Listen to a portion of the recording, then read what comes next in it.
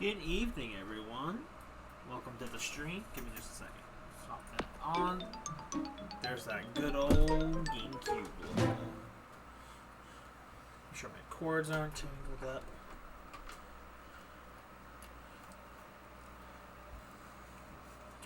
So how's everyone doing tonight? Ooh, bright and white. I love how I was gonna actually be started right on time at 8, other than probably a few minutes because the GameCube was giving me trouble. And then here we are. Oh, it's so loud on the headphones.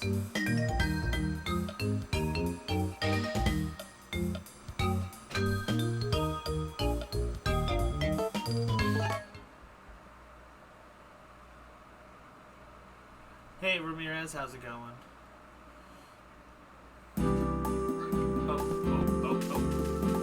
Controller's acting funny. Forgot I did that. Butterfly is on? Butterfly is on. No. Play Butterfly. I forgot my controller is a little wonky. I don't know where we are in the game other than late into life. I've actually been playing the remake on my free time on a personal file because I'm not being spoiled about anything. I miss being able to wake up right at 6 though and have that cutscene play. How you fellows doing today? Oh man, it feels weird going back to this after having been playing the remake exclusively since it launched.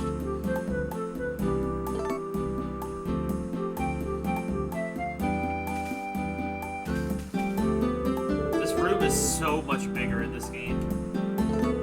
Oh, Celia, my beloved.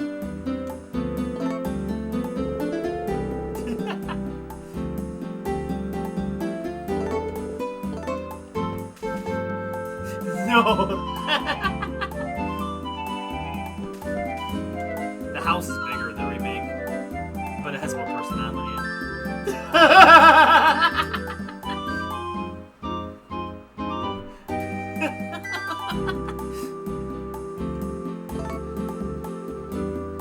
This was my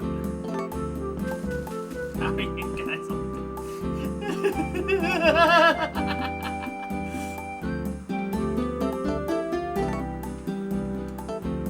Why is this thing here? Casper Murphy's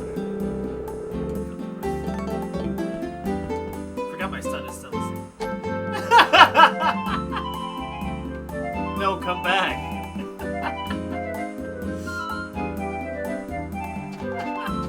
I guess that's how everybody's doing today. Oh man, everything is different than what I've been used to.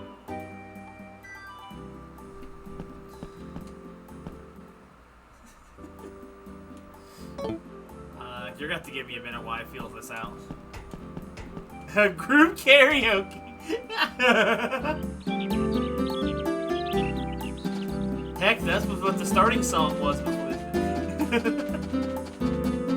the starting song was in the stream. Are my cows outside? Yes. I miss the cows in this game. Oh, wait, I don't need to milk so much milker in this game. Yeah, I've been playing the remakes too much. Gonna come back later. It's so much darker than what I've been used to. Okay, so this is gonna be a little bit annoying. Oh, I have to do this all by hand. I wonder if the remakes recipes would work for the crops in this game.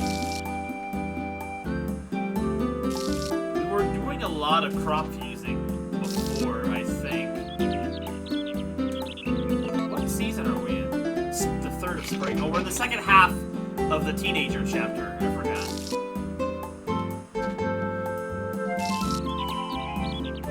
See, I had the Demon Bear emote made all the way back with the Murray emote at the same time. It was a trio of emotes with the Angry Aqua as the 3rd one. That's where they all came in a batch. And I was saving the bear emote for when we got the bear on stream and the remake. But there was two problems with that. One, the bear isn't available till Chapter 3, which takes a lot longer to get to. And the bear is ridiculously expensive in the remake. Like, on my casual playthrough, I couldn't even afford it until Chapter 4. So I thought, well, just in case I can't get to the bear emote for a while, I figure, why not actually show off the emote and use it for the month? The bear may only stay during relevant streams. I may swap it around. Because I figure it's not quite an emote that would work for at all times, in all situations. But I thought it could provide some fun anyway. I have no fear. But that thing, it scares me. I really wish my controller was working. All of my controllers have something wrong with them GameCube-wise. The red one has slight controls. Well, they both have control stick problems. But the wireless one controller almost sometimes is unfunctional. Which is, fantastic.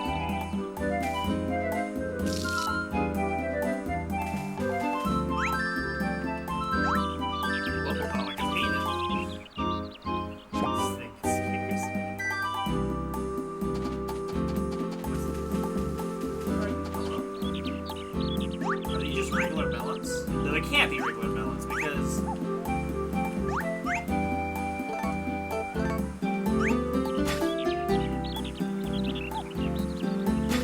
I'm kind of surprised to see ice here so early, to be honest with you.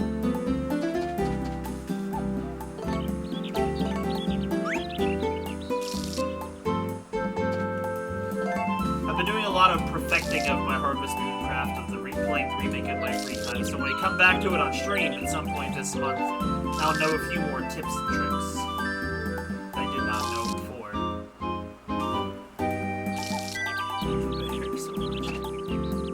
I forgot the name of the artist. It's the same one that did the majority of our Aqua emotes and the Marie emote. She really did capture the essence of this bear stare, and it's fantastic. Part of me wanted to go through the trouble of making it look extra evil or something, but I felt like the blank stare was just perfect. Because that's all it does, but it's still menacing. It's like, he's just standing there. Menacingly! Get out of there, SpongeBob! Also, I learned that there is some cutscenes that involve said demon bear, but I do not know if they'll work. The reason I probably haven't seen them is I don't play the game late at night, and that's when they happen. At least I think so. I've never seen them myself on the GameCube one, so could you please stop? So until I see them for myself, I can't actually prove they exist. I've never seen them myself. But people say they exist, and people have confirmed them in the remake. Looks like a pig from the Angry Birds. He's a little pale for the bear, but it's it's all about the fun factor, I say, talking about the demon bear.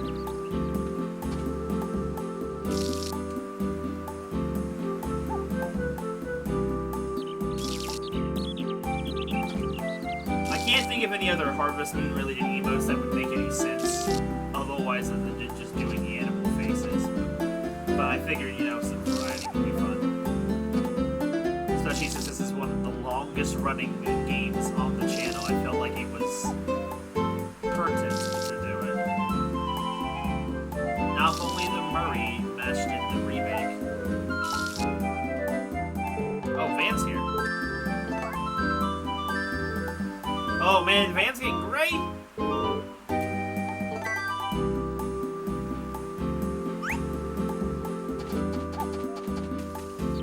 delicious looking fruits. Okay, so...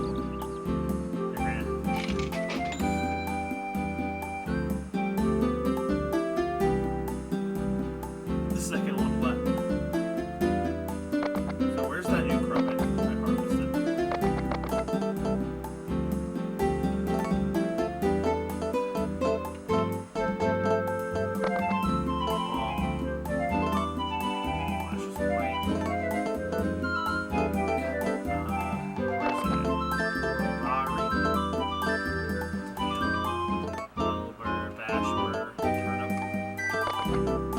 I just harvest? It wasn't a melon. There's 3 of them. Probably with Dehillion. Van the Wolf. Take the bear back.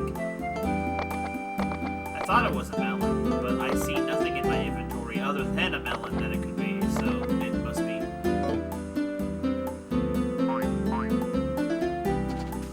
Oh, I cut the crop. I can't check the plant now.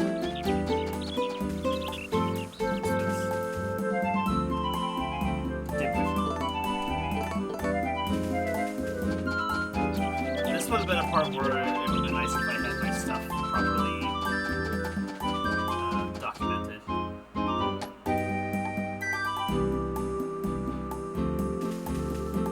Man, this place is so big. Yo, it's Eric. How's it going? Hey, Dad. I think that being a farmer takes a lot more than just being able to like all the animals. Kinda curious about being a farmer. My teenage son in this game is way nicer than the one in the Switch. I wonder which is easier, raising animals or raising plants.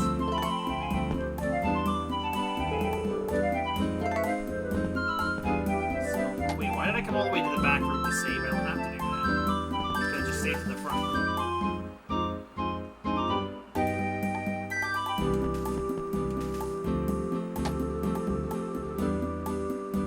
Oh, hello. Nice weather. Doesn't matter if I'm there anyway. The D-pad on this controller does not work. Alright, let's see what we got. Where's our boy Tartan? Wait, what's happening?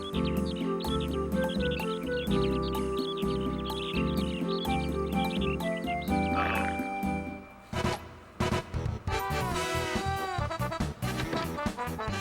It's the man himself! Wow, we've got more fruit to dig in today. Let's be back.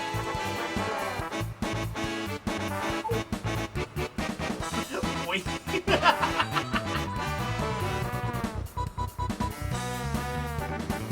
Oh, you cut it off with the trombone! Alright, well now I need to save again. Because I don't need to see that cutscene every single time I leave the house. Fusing with Tartan would take forever at that rate. It's moid time! Needing moid everywhere.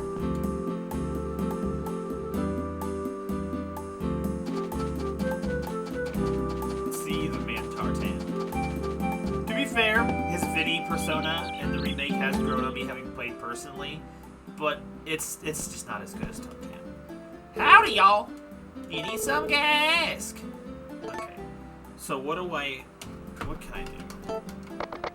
We're gonna have to consult the wiki. Is it here? Problem is, I don't know. I can't remember what I have and haven't made anymore. This is the problem.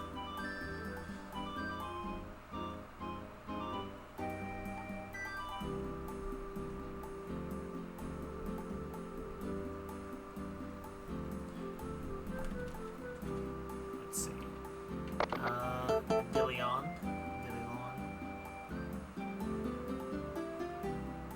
Kashri and Yamato. Let's see, do I have a Kashri or Yamato? I should have a Yamato somewhere.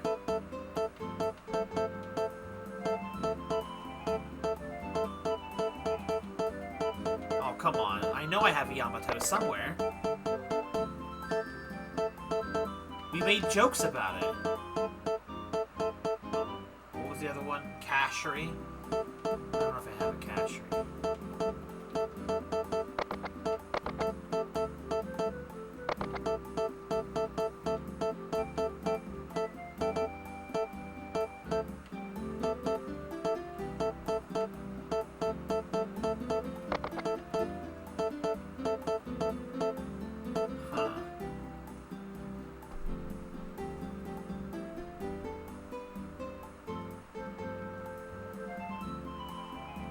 Candy and Caddy.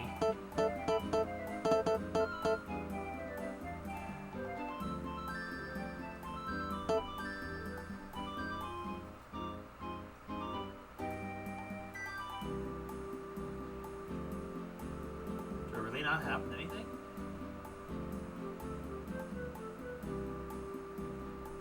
Camello.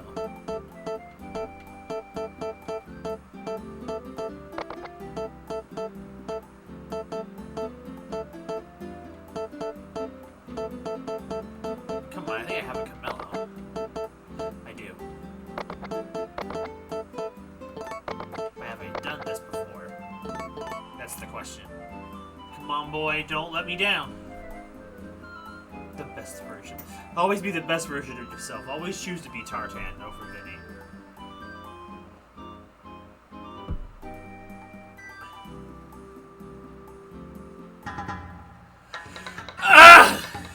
Okay, we're doing with this, are we?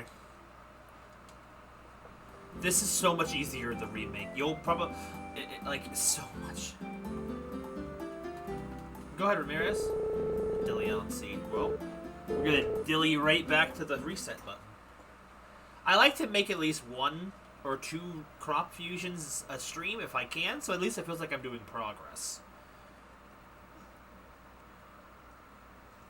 I kind of wish I had a stream to a commission or something to talk about because I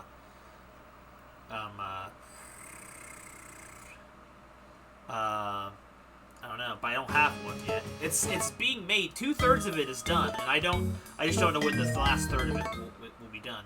It's essentially 3 commissions in 1 commission, which is why it's taking so long. So I'm hoping it'll turn out really well.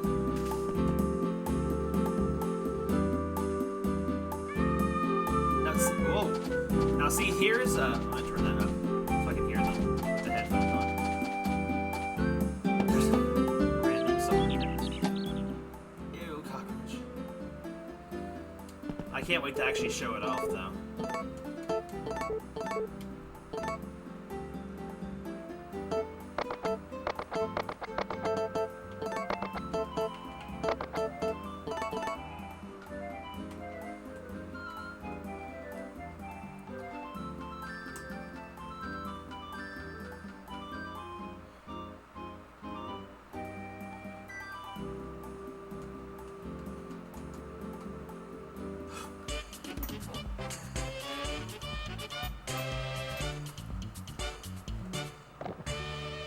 I miss the dances, man. I know why they did. I get why they took it away, but I would have preferred the inconvenience to missing the song.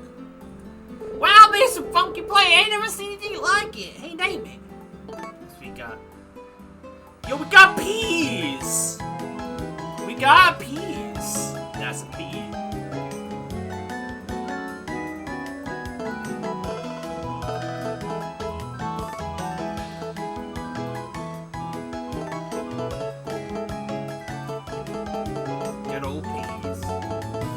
Oh god, I miss having 8 to 9 characters to work with. 4 is just not enough.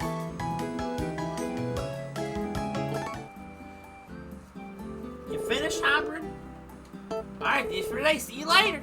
Alright, so let's see. What season does that work in? Each season. Summer only, very slow. Peas, fall only, very fertile, slow. Do I have a flower I need in my inventory for summer seeds? Yes, I do.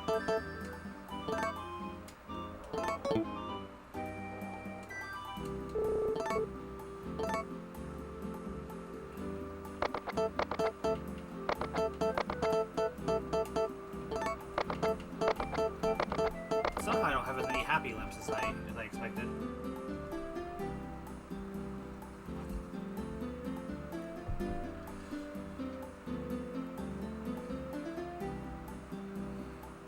He's just gonna fuse those together, so I ain't gonna have nothing super fancy. Okay, so that was the Dillion for the pea pod. Is there anything else the Dillion can be used for that I have?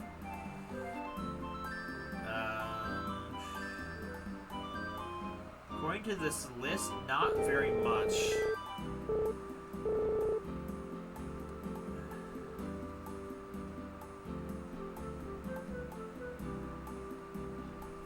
And a Debbie, maybe?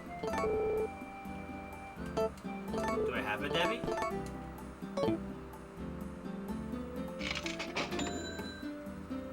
Or a berry lawn?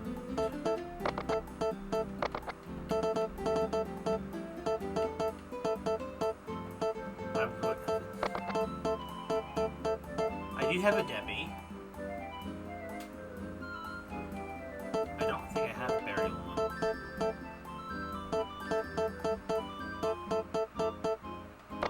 Unless the berry lawn is a different thing. Yamato seeds.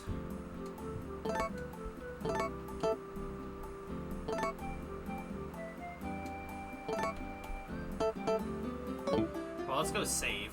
We can try it with the Dibby.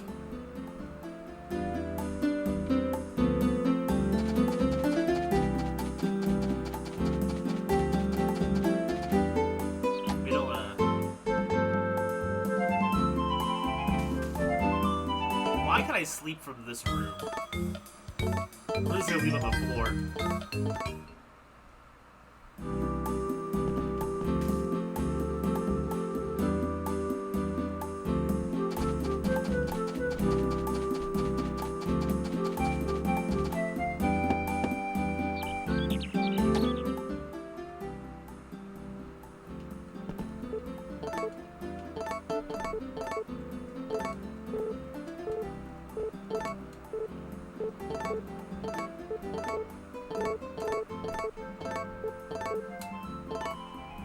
Try to make me work for it this time.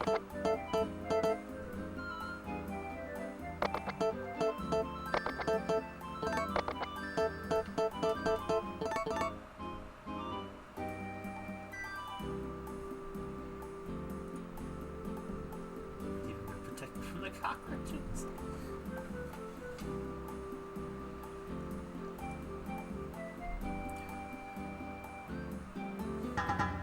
Oh. We'll try that again. We'll run that back. I might have even already done that and probably called it something else.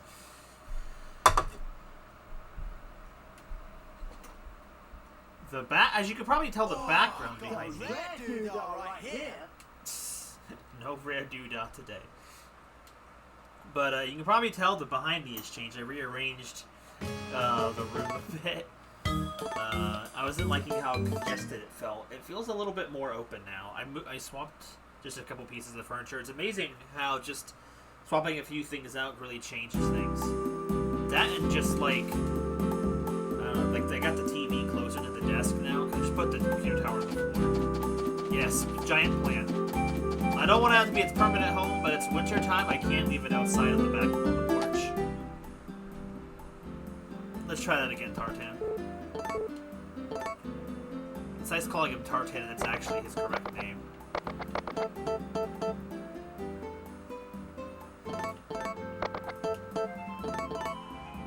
Part of me doesn't want to actually plant these, though, because if you use these, I don't want to plant them. You have banana trees? I think you might have said that before, I'm not sure.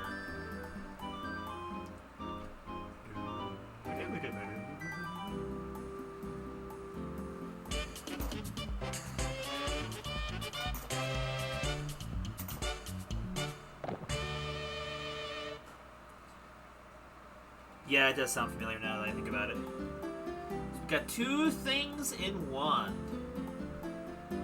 Wow, it's been some funky play. I haven't seen it before, ain't it, Rim? It looks so funny in this game. Now it's a maraca, but what would we call it? I only have 4 characters to work with.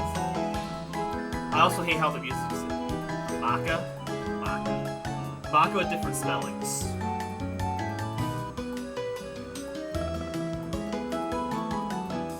I'm not sure which spelling I like more. I kind of like the K over the C personally, but I think it's just a preference. It made KA looks cooler. Maka.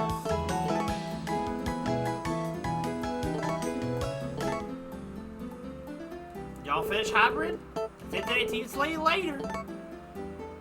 I also like not pausing does not stop the music. Where is it at? Summer only, very fast. Okay, so we'll wait for next season to plant it. We'll go plant the peas. I also miss the fact that the seed maker works. Oh, maybe I haven't shown that in the remake yet. The seed maker only takes 20 hours to use rather than 3 days to make that potato salad. 3 days. Araxi! Okay, let's get the hybrid crops in here. Why did I call it an Araxi? Get all the crop hybrids in there.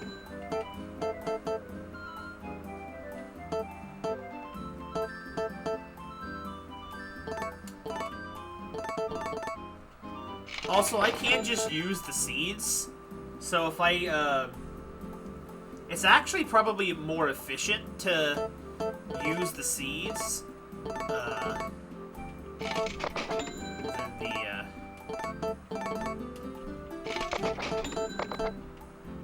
because the seeds will make more.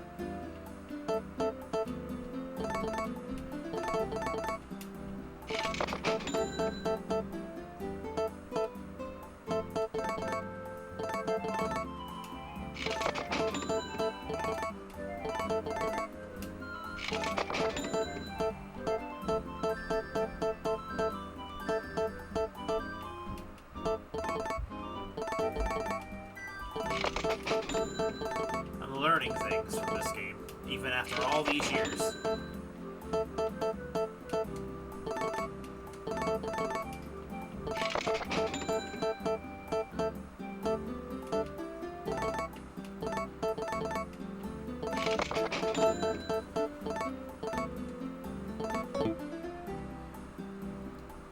I could mention the story I posted today, but if Isley hasn't seen it, I would hate to spoil him for it. Summer, fall, fertile, fast. Not that I would really have much to talk about it, but Groot? It's like the Groot scene, right? Iraq, summer only, very slow. Why is it called Iraq? I don't know. You guys probably named it. So, I don't know if I'll keep up the momentum, but I did already start writing the next chapter today. I didn't get much more than the introduction into it, but okay, red is growing. A bomb is growing.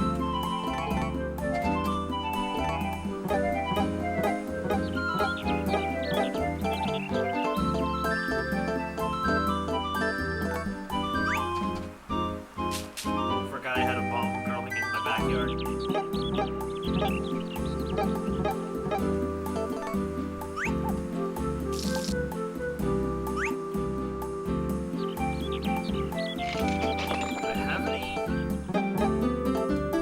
Anything in spring that needs to be planted? Let me check.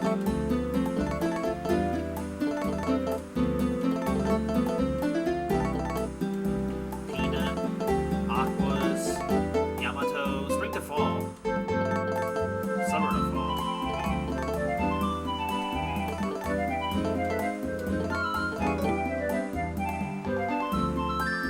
Scary robot. Oh, your brother's watching something.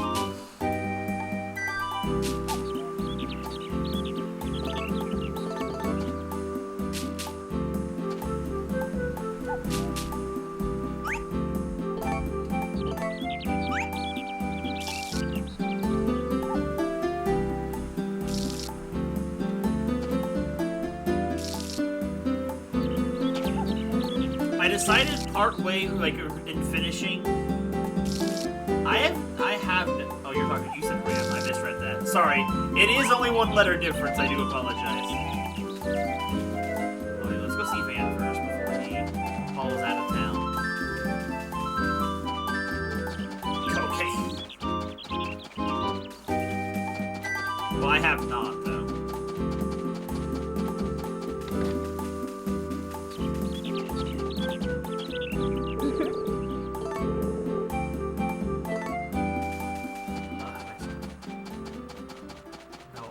wish. Have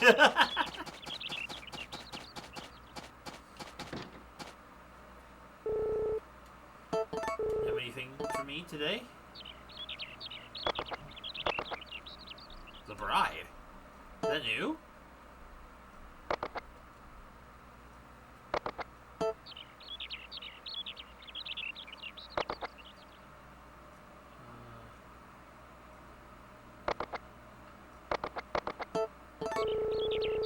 I don't remember there being any more music. I guess there's one more song.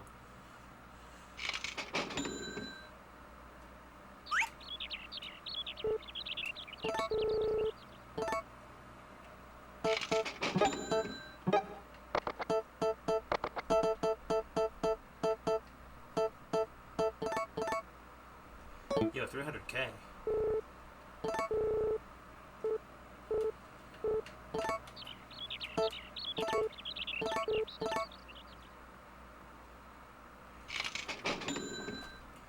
I decided to take a slightly... near the end of the latest chapter I put down, and I'll avoid spoilers so that Isolate doesn't get spoiled if he hasn't read it yet.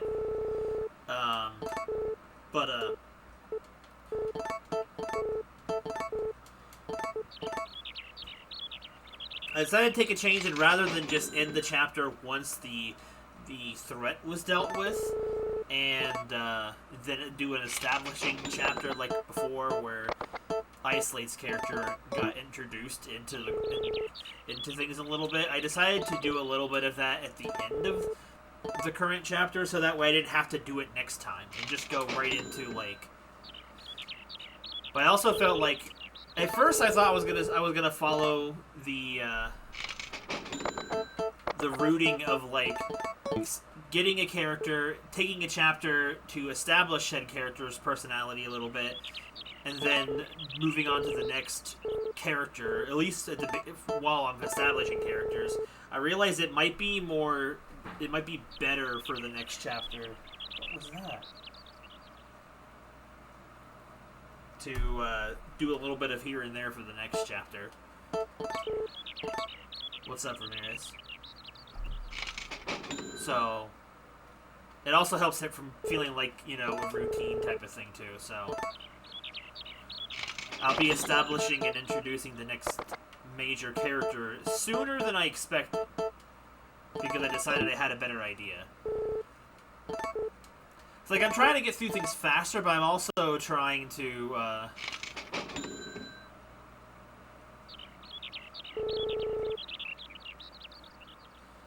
I'll get to it when I get to it. I'm busy, man, and your work is massive.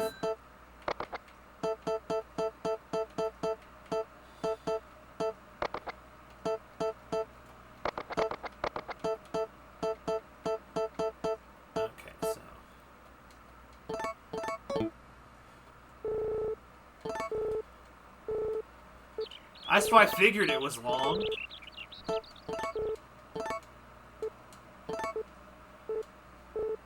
It's so daunting because there's so much of it at once. It's an entire story, so it's like, if it had been more segmented into different chapters, it might find it a little less daunting. But considering it's literally one whole piece, I just have not. I haven't had time to write my own stuff lately, let alone read everyone else's. I haven't even read Sora's yet, unfortunately. Oh, so you did finish it. Okay, right, then Isolate. That was something I was asking Ramirez about, some details about, I'll explain more of it in the next chapter. I get a chance to do so in relevance to what's going on. But Ramirez was saying that his character was probably more referred to, by, that name in, like, an endearing way from people who know him. So it's like almost kind of like a nickname that people call him. But since I didn't really get a chance to address why yet, I figured I would get to it later. No, you're fine, honestly. Granted, when I dropped that out, it's just suddenly like that without any explanation. I thought about just explaining it on the spot briefly, but at the same time I also felt like, it would bother the pacing of that particular chapter too much. So I'm like, I'll explain more of it when it comes to the quote-unquote Ramirez filler chapter. So if I can, I want to try and get, you know, the whole point of the story, there is a definitive point to the story, sure, but, like, so calling any particular chapter a filler one feels like a little bit weird, but, like, I guess, aside from the main point and plot of the story, I guess it would be considered it. But I do want to have those kind of chapters with those characters to flesh them out more than just only getting fleshed out, you know, in, like, actual important situations. So I figured that would be better, because it helps world build a little more and character build. So then I guess the next chapter will kind of mostly focus on that from the Ramirez perspective. But at the same time, I don't want to do too many filler chapters right away, because I want to actually flesh out the characters. I want to actually get the cast together before so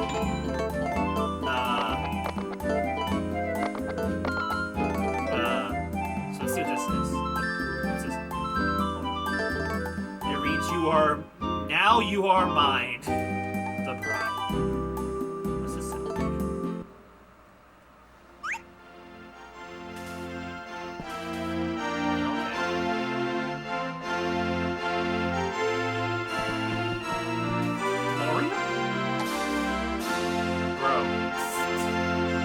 Last song feels like a victory fanfare, rather than something you would listen to during the farm work. Oh, I forgot. You can't milk them all the time in this game.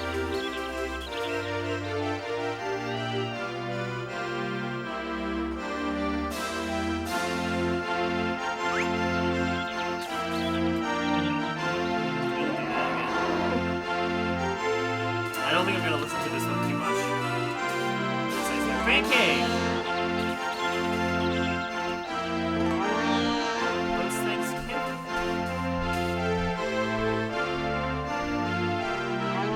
Wow, this is loud. The cows look so different. I couldn't remember which cows were producing it. But,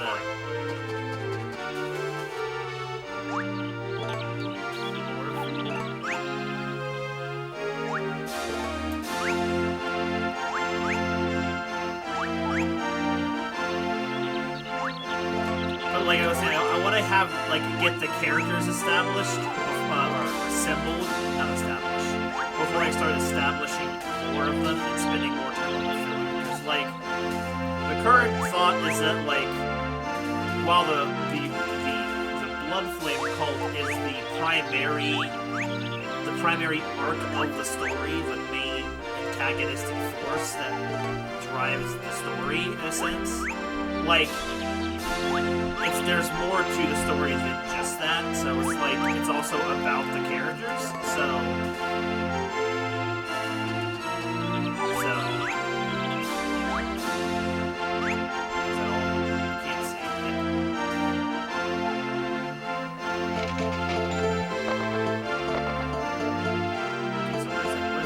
suck! It's the suck! S-suck. Very sour and tangy. Is it that loud? Dang, okay.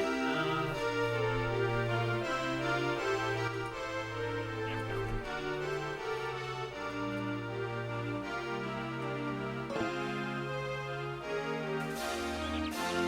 Dude, why is this song so loud?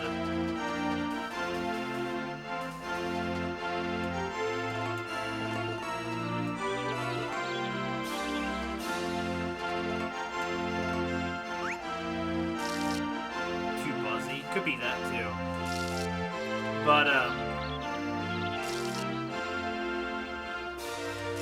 yeah, it's like I kind of want to establish both the main antagonistic force and the main cast early, so that way I can spread out that stuff throughout the rest of the story. So like it's like the story starts off like quick and like it keeps moving quickly, but like I plan for it to kind of slow a little bit and take its time a bit.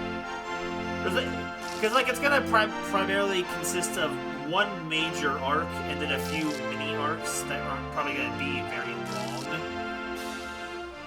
Because I don't really know how long I'm gonna go with the story. I just know what I'm planning to do in it, and how long it takes is however long it takes.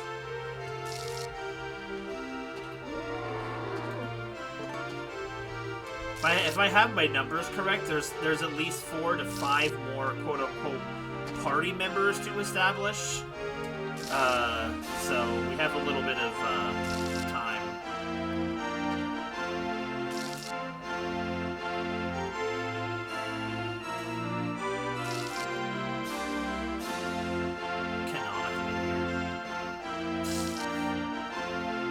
Well, it might not be canonically weird. I just more so, it was more said that way, I guess, to establish the villain's the main antagonist's personality, and she's just kind of mostly a, frankly speaking, unlikable character or unlikable person.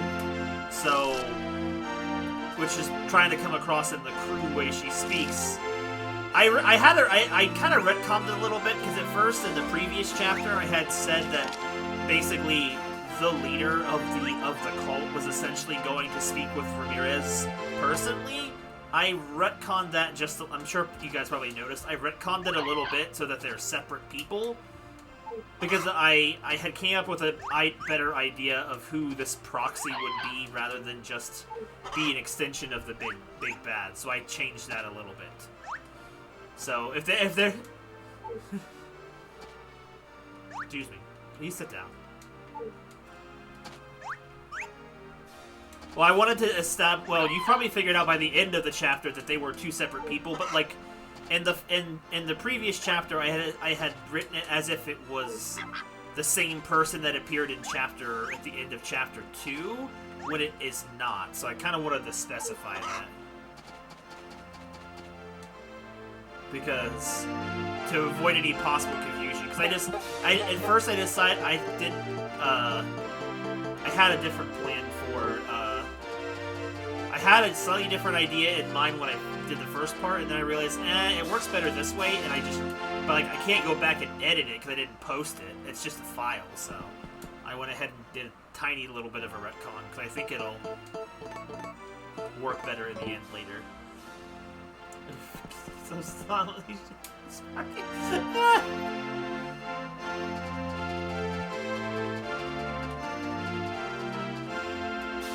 But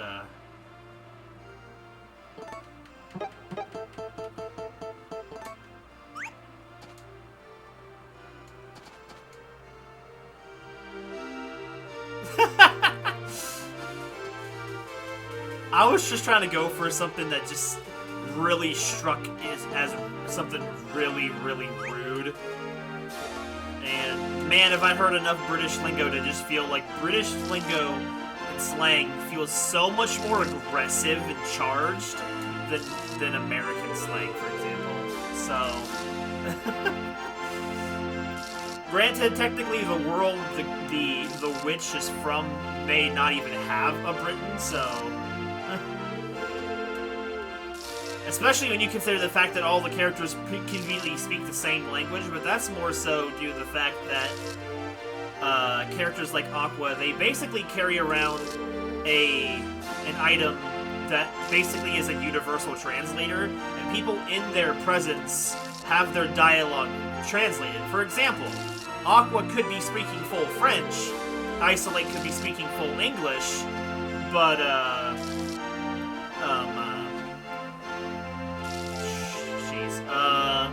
but because of the item, which is the light prism, I haven't addressed it because I didn't think it was really important to explain why.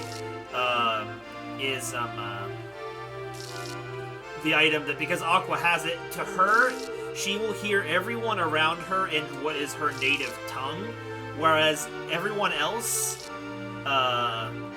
would would hear what Aqua says in their native tongue. But, you know, I also realize if that means if Aqua's not around, then they can't speak to each other, so I'll probably just be like, you know, Star Trek logic where everyone speaks English.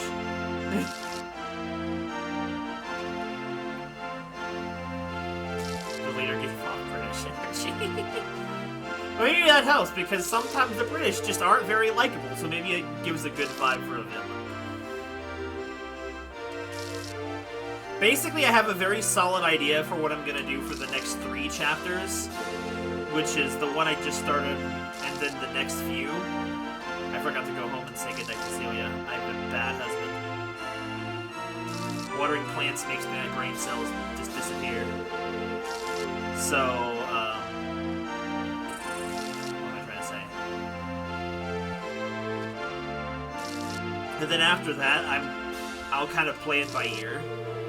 I don't think the entire cast will be established by that point, but I plan for all the Miitopia representative characters to be established by that point. At least all the ones I intend on using. I think for the fun of it, we will see some characters that will represent some of the different job classes. Like, we will see, I guess maybe a minor spoiler, we will see a character that could be considered the mage, but it's also in a sense where it's not Gate, because I just can't figure out how to make Gate works in the story-wise. So I'm more so in making it make the Miitopia characters that are in there focused on the people actually reading, you know. Otherwise, I'd have to justify some kind of weird creation of Bobobo and things like that, and I just can't figure out how to make it work. In a serious tone, I need this song to stop. I can't. It's nice that I have it, I'm not gonna use it. Marine jazz, yeah. I can't deal with it anymore. I like to have the music playing for like one whole day, but I can't. Marine jazz. Bobobo melts the brain. Exactly. I can't think. Let's see. Let's see if I can't look around. So apparently, the cutscene that happens late at night after everyone's asleep. That's why Eric's still awake. Feels good. As he sits down, takes a big,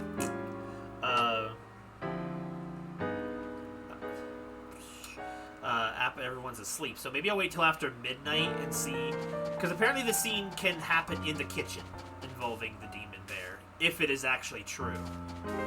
And I believe this is the earliest chapter it can happen. So, but there are a few other characters. Like, I might have mentioned, you, Sora, and Isolate, you two may remember the brief conversation.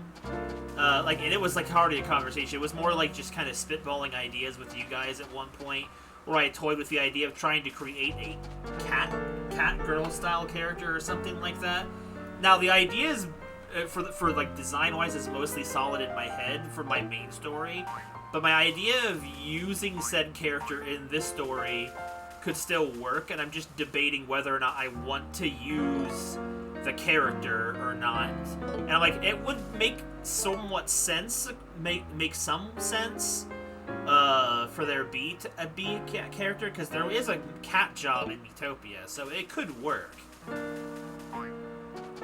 And there will be a character that symbolizes kind of like the elf archer character. Most of the jobs from classes from Miitopia will be covered in the story with some party member. But I can't think of what I would do for the tank. I just can't think of what makes sense. It really concerns you to the core. Well, I'm not done. You only got a very tiny taste. Alright, I'm gonna... Maybe I have to come in through a different direction.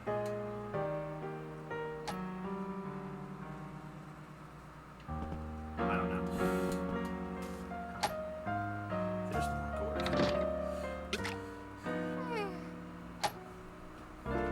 you only really got a very brief look into the character of Ramirez that wasn't evil in this chapter. So, given a little bit of time, and let me try and get...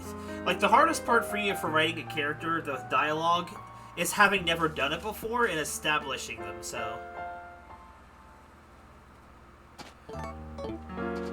I'm not sure. Like I said, well, I said this to Ramirez privately the other day. I'm gonna wait till 1 a.m. to see if the cutscene will happen. If not, I'm just gonna reload and go to bed. I did this, the Ramirez chapter especially gory for 2 reasons. One, it was to kind of reference his manhunt type of works and stuff like that, which is especially kind of bloody and gory.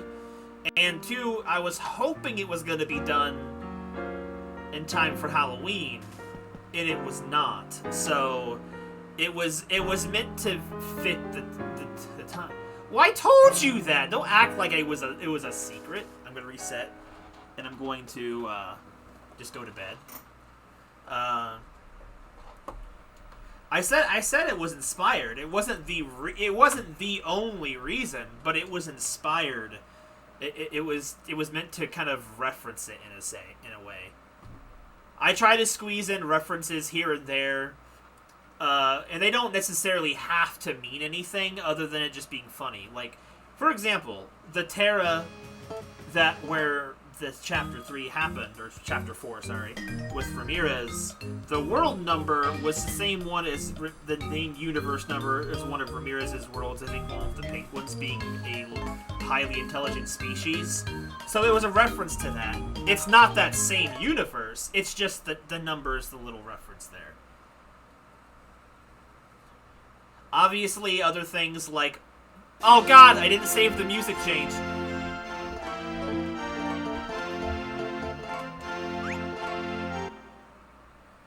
Another one being like how the women, or just a church of just women being helped, is just kind of playing on the joke of I love women that Ramirez always says. Also, just the only named sister of the church I bothered giving a name because typing longer words or a series of words is harder than just writing a name, so I gave a name for the sake of it. It was just Lucina, because it was just one of the characters, one of the ladies' names from his story. Things like that. Well, me when my character gets stabbed and pukes blood 12 times in one scene.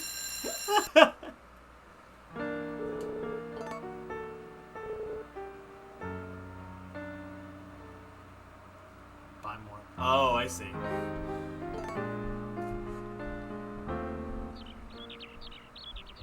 Well, I didn't want to reference it too much, Ramirez, because as far as I know, it wasn't a public work. Well, the blood is really... It's the idea is that it's like the blood flame stuff. It's like... Granted, the whole idea of the blood flame being a power was something... What's this? Was just from the... Like, the idea of Blood Flame was like, it wasn't a power or ability in Elden Ring. But I wanted to flesh it out more because I just kind of liked the idea. But even in Elden Ring, it's a very unfleshed out thing. So I thought giving something that seemed like a really cool idea, some more focused lore, would be fun and interesting for me, personally. Because I had an idea of what I was going to use for the villain for a while, because like before I even had a full-fleshed idea for the story I've started writing, I had the villain in mind already. I just didn't know what type of power they would use. So since I had played a lot of Elden Ring this year, the ideas and inspiration were working well. Because in Elden Ring, the Blood Flame power is used by basically a bunch of cultists, which already fit in line with what I wanted to do for the villain anyway. And like, I plan to flesh out more of the lore of its power a little later on when a certain character shows up later on. It probably won't be for at least 4 chapters or more, but...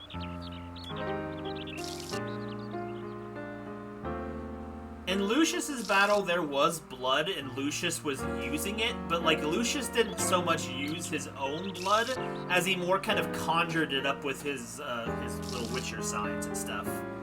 He didn't, but there was a few moments where he used his own blood, but he wasn't quite, it wasn't quite the bloody spectacle until, you know, the bodies start literally exploding to use it as a weapon. There was another idea, too, was the fact that the reason why it was also so short battle-wise, because one, I didn't know how to drag it out as much because of how I was writing the chapter, but two, like, Ramirez already seemed more like a support and healing role character anyway, so him having to fight 5 people when he's a support role didn't feel like it made sense.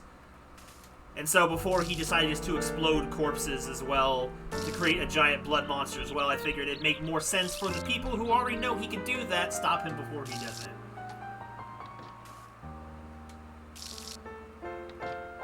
I also wanted to do, like, it felt like I didn't use it a lot for the fact that it probably won't show up much more, but, like, I honestly thought, like, while the fighting was much shorter, I did it on purpose because...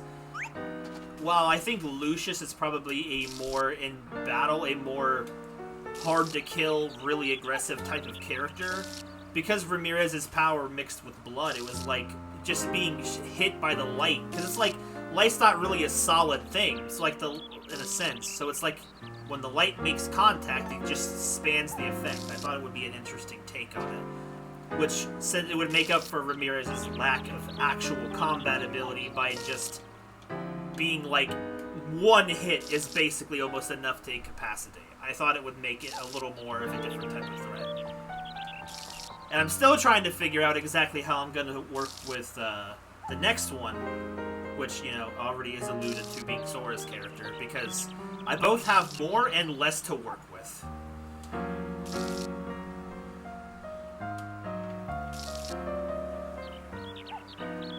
The idea is the fact is that the Blood Flame stuff, it amplifies the powers that somebody already has by infusing those powers with Blood Flame, which is why Ramirez's light was called Blood Light.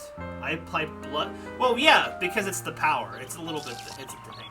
Now, that's the thing, like, in the world that I've written and me and my friends wrote together... blood was a power that a certain race of demons could wield, but it was a very underutilized power and hardly anyone ever used it. It was more like a power that villains happened to have, because it wasn't a power that main characters could really utilize that well, because it's way too specific of an ability. And it also requires a lot more of gore and violence, which doesn't really line up well with people trying to save the world. So, it's a power that was very much underutilized, so it was interesting to try and find a way to make it work. So it's been a fun way to do it.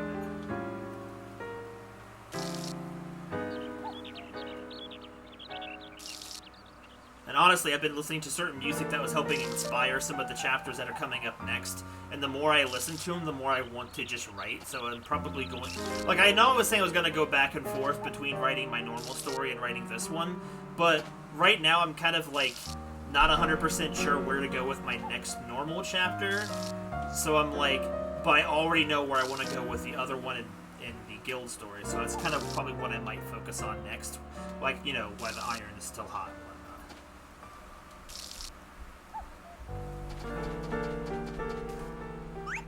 Though I plan to take a little bit of a break from a lot of the blood overdose come, you know, shortly after the next real altercation, I guess is the best way to use it. It didn't have much of a place in Lucius's, like, filler chapter, but... which I liked it better that way, but the reason I think I'm going to try and rush through it in a thematically accurate way, just so I can actually start moving on to other things with them.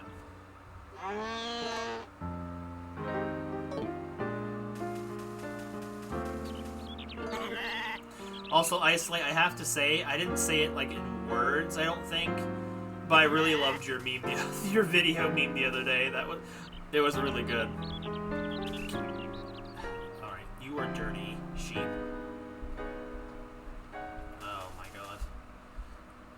I both do and don't miss this camera controls. He says more, but I'm warmed all over them.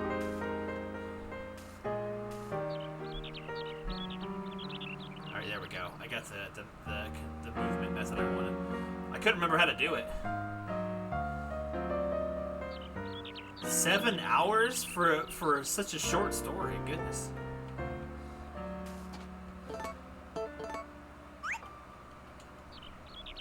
I definitely like how the remakes lets you wash them everywhere.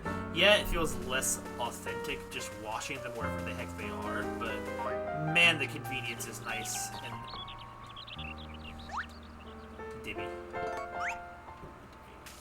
Okay, let's smash this Dibby.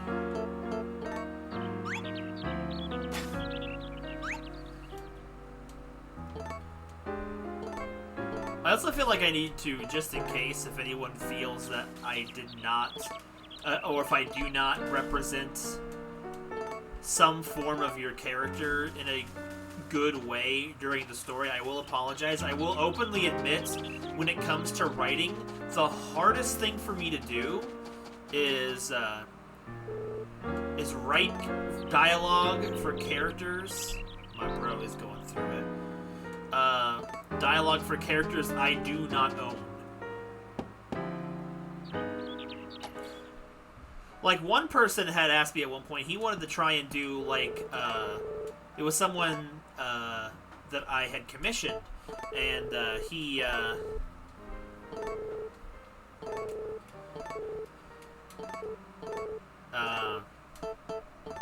had talked about trying to do a comic at some point, but he's not good with writing stories, and one is that English isn't his first language. So he wanted me to try, but he sounds like he doesn't want to do an original piece. He wants to do something with like existing characters, and I'm like, well, I can write for any character, but like when characters are either not mine or already established, like say, if I was to write a story based off of characters from this game or something, sure, I can write them based on my understanding of them, but I don't know how accurate that would feel, so... And I definitely don't want to feel like people feel like I misrepresent their character because I can't fully get inside their head. So that might get to the point where, when we get to the point where I start trying to flesh out the characters and establish them more, they either may be more or less accurate. I don't know yet. The hard part is, some of these characters, their only source material is literally just the Miitopia playthrough. And that's so memey and more so something to reference rather than base full character on. The reason why Doki probably feels a little more better executed, but maybe not executed well to Doki standards, is just because for a while in my normal... I think I said this before, but for a while in my normal story, I was creating a character that was a fairy. I'm pretty sure I already had given her pink hair anyway because I didn't have a pink-haired character. The kind of role she was going to have was a similar role that Doki and Miitopia had on Rim and Aqua, so it was a very fitting role. So I just kind of I kind of just stole the name, essentially. Or at least the first name. But, so that's why, because it's almost like in a way for practice for later, because I haven't written this character yet outside of the guild, so.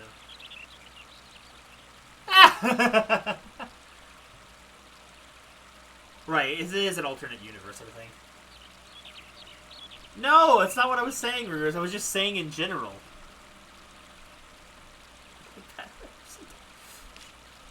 Well, I kind of just really assumed that Lucius really wouldn't beat Aqua in a full-out fight, mostly because the fact that you constantly keep saying how really overpowered she already seems. And since...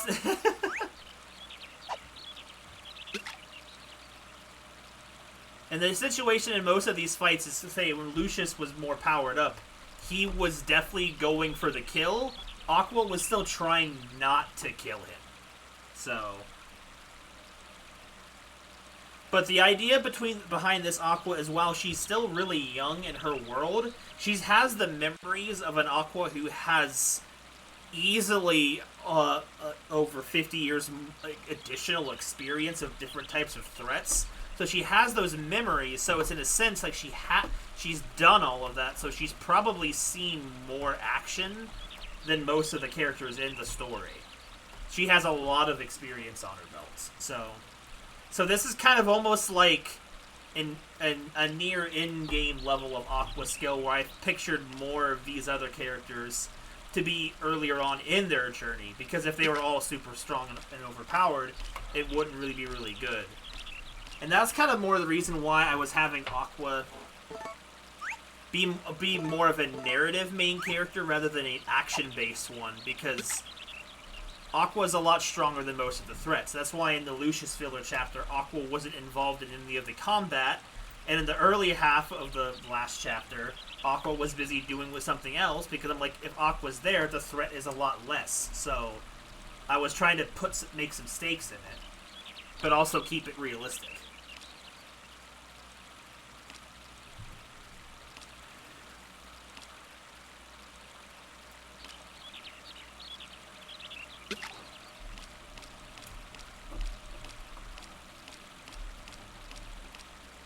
And honestly, with the specific skill set I gave Ramirez in that chapter, if the battle had been a long drawn out one, Aqua probably would have lost to Ramirez specifically because of the way I gave his abilities.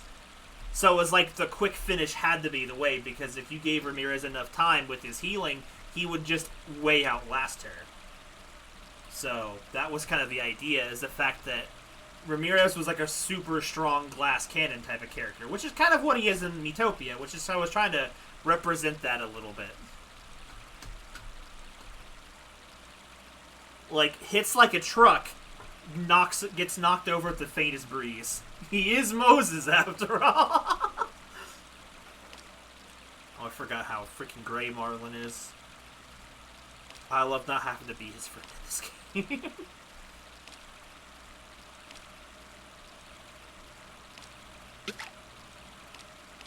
But it's been really fun even though I'm not very good at it, it's still really fun to try and write other characters. But I think his anger is righteous.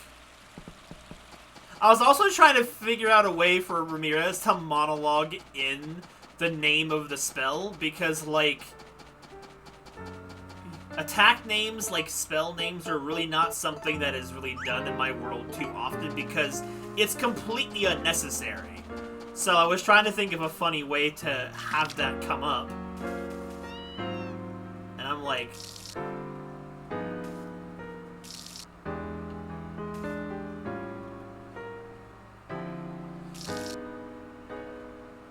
I thought it was pretty funny.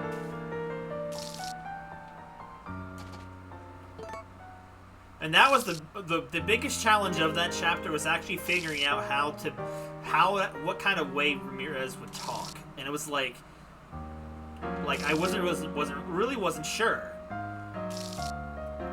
Like Miitopia is not the greatest reference material to do when fleshing out a character.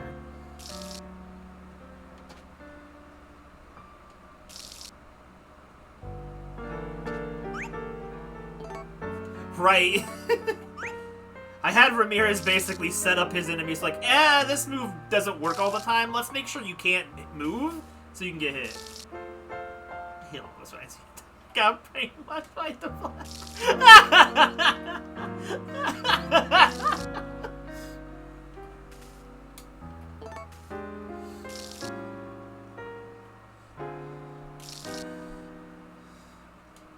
The power of the Blood of Flame gave the move 100% accuracy.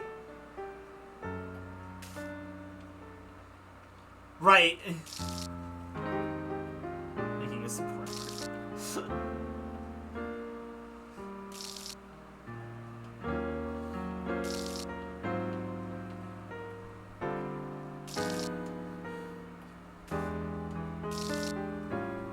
But I am kind of more excited, less so just the action and creating characters. I am very interested in trying to make the story have an underlining theme of, like... Because it's like, I felt like the story at the very beginning, the first 2 chapters, were definitely more establishing to be more of a message-based story, and I think I still want to try and go ahead and do that. Because basically the fun idea of having just a fantasy story with just fun characters and fun interactions is sometimes just good enough. I feel like there's like the makings for a good connective theme for all the characters if I can make it work. It does depend on what said characters actually care about, which I probably will consult everyone with more questions later on. But like I do have a plan for that, and I'm hoping it works out well.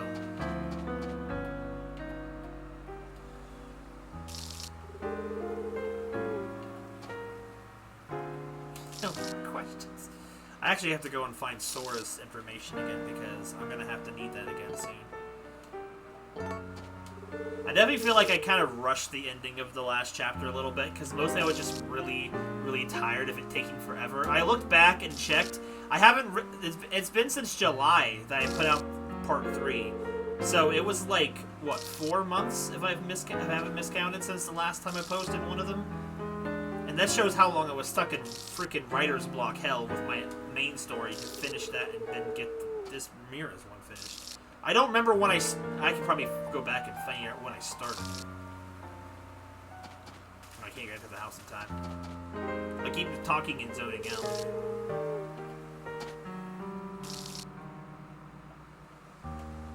If anyone feels I need to change the topic, by the way, just let me know. If everyone's tired of hearing it.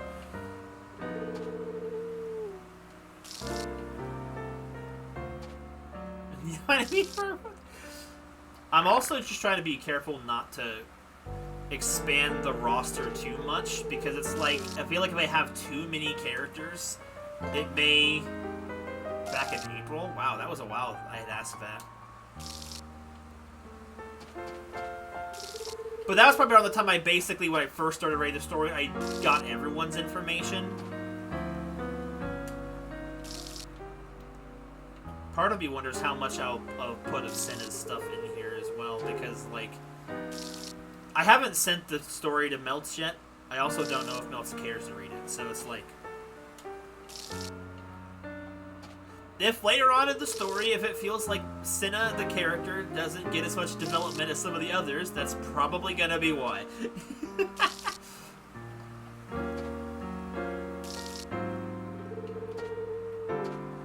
That's another thing I also realized, too. It's like, the only other experience I've had with writing the characters was the Death Road story of, like, what, 2 years ago? And even then, I didn't even write all the characters. I just kind of made them work in a scenario, like, with characters like Senna and stuff like that.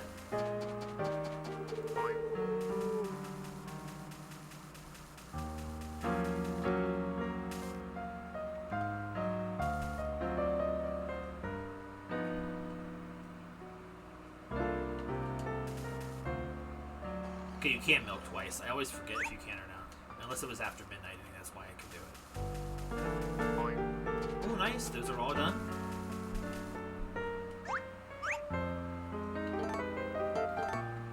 I am proud of how I managed to do the Death Road story, but at the same time, I definitely really, really wish I had had a little more restraint in the ending, and rather than making it a hodgepodge. I definitely think I just kind of let a little too much hit the fan. And part of me wants to rectify that with one based off of a Bobobo one, but, like, I have too many other stories to try and do something like that. That and writing a Bobobo-focused story for Death Road would be quite the task, because he's kind of difficult to write for, because it's like, most of the stuff would be humor-based, and humor, as we all know, is subjective. It's just not everyone will find the same stuff funny.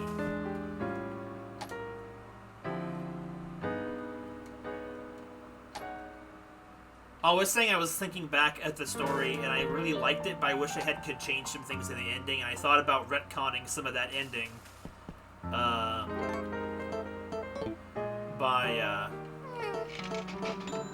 By doing a Bobobo story. I don't know if I'll be doing that anytime soon. It definitely won't be until after I finish the guild story, which, unlike my main story, the guild story does have a much more closer and in-mind ending, so... I'm trying to summon him. I'm trying to summon Despair. Carlito. Well, I'm not necessarily upset with making Ramirez a villain. It just kind of fit thematically with the fact that you're such a big fan of Dead Rising.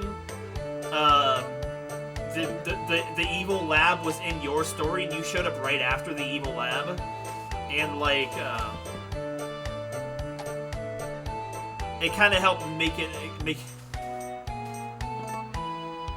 Oh, wait, what? I'm confused.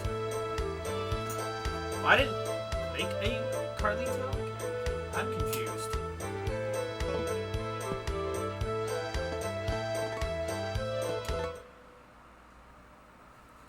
I've heard the song is so long. This song is one of the few reasons why the remake is not better than the original. One of the few.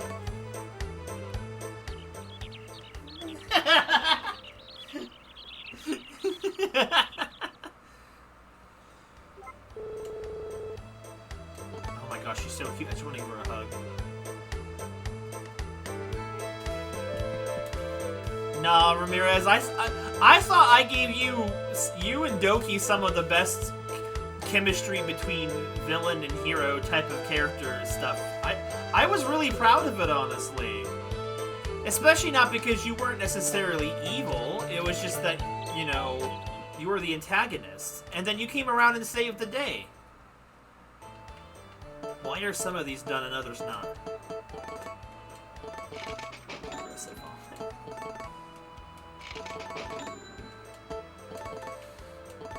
There may be a point where I kind of, in a sense, retcon. Like, here's the thing. Aqua is only French in origin.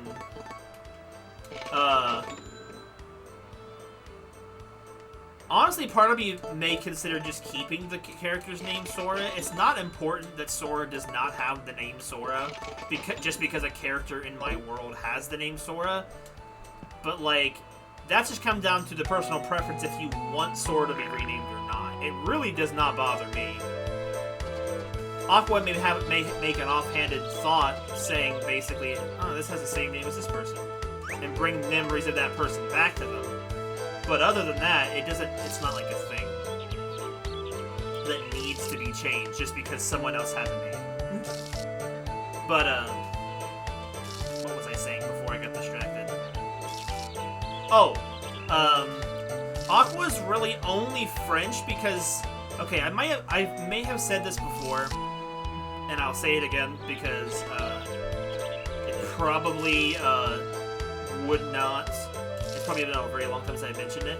The story that my original story I've been writing, it's based off of roleplay that me and my friends had started when I was a kid, like 13, and the roleplay started off as a Code Lyoko-centered roleplay. If anyone doesn't know what that is, essentially it's basically a French cartoon, and I'll just leave the simplicity of that. If you want to look it up, it's a pretty good, like, action French cartoon. But, so that's the whole reason why the main story setting is in France, because the roleplay that was originally based on a show that took place in France, so the place, without changing the setting, it just all remained in France. And because Aqua was from the past, she's just technically from France 500 years ago. And I haven't done enough research to actually know if it was even France back then. So honestly, if the story had taken place anywhere else, like in Japan, China, whatever, America, 500 years ago, Aqua would have been that nationality. It's not like hard-coded into her design. That's why I don't really think about the fact that she is French very often. She just technically is. But I don't really picture her as such. And if I ever get my story put into, say, like a book and like try and publish it, I would probably retcon it to happen in the Americas, just because then the real-world parallels I would make would be based on real-world parallels of the country I grew up in and actually know about, rather than misrepresenting France and just saying it's another universe, don't sweat it. Because a lot of my references and stuff about how society works, is even back when I was a kid, was more so based on how I knew it and not really knew the difference between the cultural differences. And being in Europe really showed me that it was a lot different. But I feel like I'm too set in my ways to really try and hardwire the world to be different in that setting.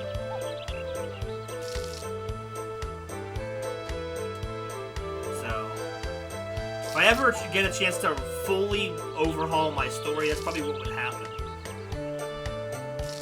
The thing is, like, I definitely have, like, I guess an aspiration to try and publish my story at some point in the far future, or wherever. Because I don't know. I just want someone else, I want people to be able to enjoy my ideas and, like, my stories and stuff. I don't have to be famous about it or whatever, or be a huge success. I just want to share what I have with people. And I want people to enjoy it. At least I would hope they would. So it's not, but, like, the problem is, since the world itself was built in part by like 5 to 6 other people that are my friend group, it's not as simple as just putting that story to book and calling it a day. Because if they do or don't want their own characters and their parts of the creation represented in it, or they want to do their own things at some point, there's like a copyrights, as we've learned, for any kind of copyright claims on these streams. So, like, my brain stopped again, I'm sorry. I can't really use certain elements of what they created in my story, because if they want to use them in their own things, whether they ever do or not, they wouldn't be able to if I did it first, and then, you know, that's like, feels like a whole can of beans I don't want to open. So it's like, the final, a published work would look massively different than what I have now.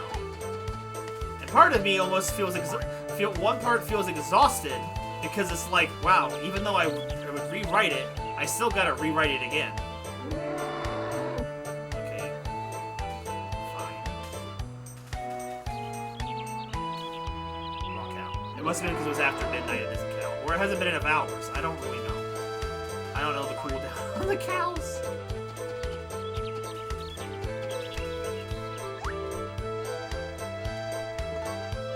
I don't know. I guess I have thought of that, Sora. Part of me is like, part of me wants to not address it because I feel like I wouldn't address that subject matter well or correctly, because I just have, like, no experience with that at all. Other part of me is to just kind of treat it as if it's there, but not necessarily, I don't know. I've already thought of a couple of jokes just based around how Sora, the character, is so clueless about romance anything. So it had given me some joke ideas, but other than that, I didn't really have much of an idea or a plan for it. And to be fair, I don't even know if it's like, I don't know if it feels more or less genuine, or is it disingenuous? I don't know if the word is correctly. To just say something and then it not be really tie into anything, you know? I don't know.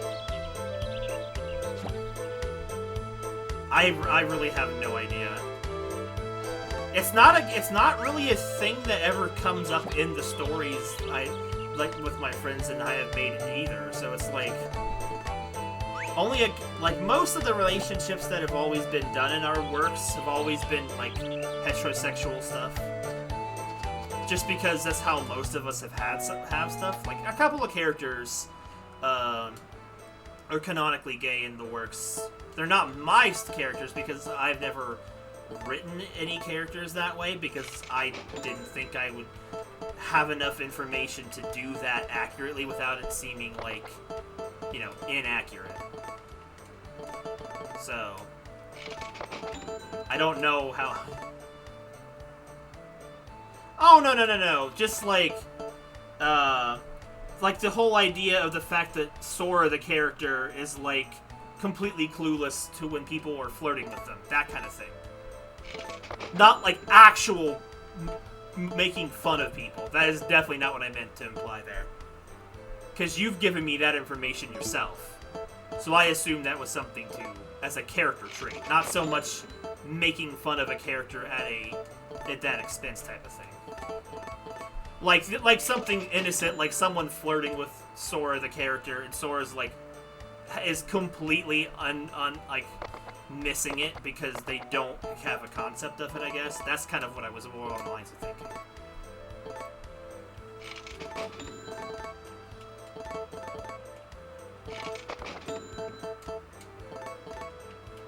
But it's another thing I may just end up avoiding it entirely because again, I don't want to portray things in a way that, you know, doesn't feel accurate to people or bothers them. Well, exactly. So it's like I don't want to, you know, misrepresent. If I get a situation where it works, I'll probably do it. There's like only one scenario I have in mind that it would actually come up just as a more so of a joke, but also to establish a different character as well. I'm not sure. I feel like because I'm using the story also as a testing ground for different characters, both in my main story and like the roleplay my friends are a part of. I'm trying to test some things out and see.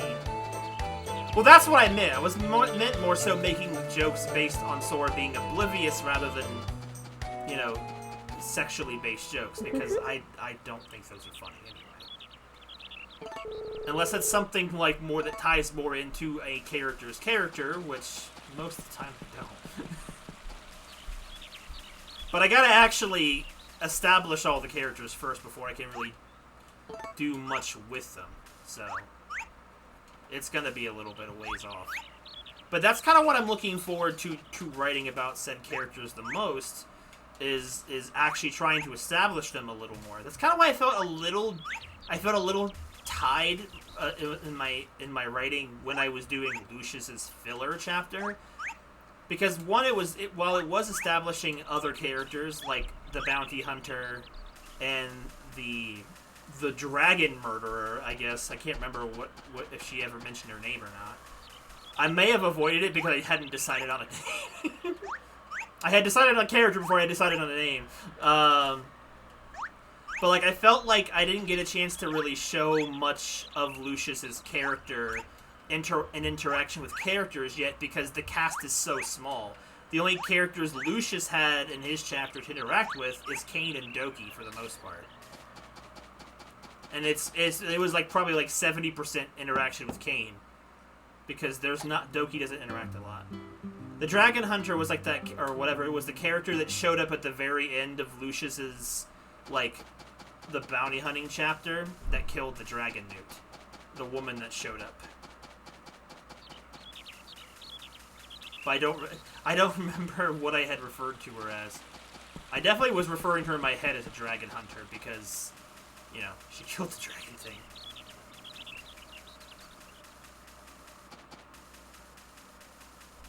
I feel like I've just been talking and the game has just kind of been here. Oh, I was just thinking of something.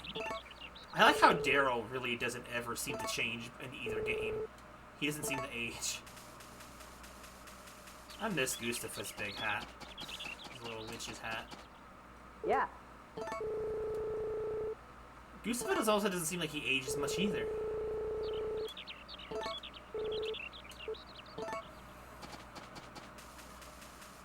But Ice like gave me the A-OK on that chapter, so I'm guessing that Ice enjoyed it.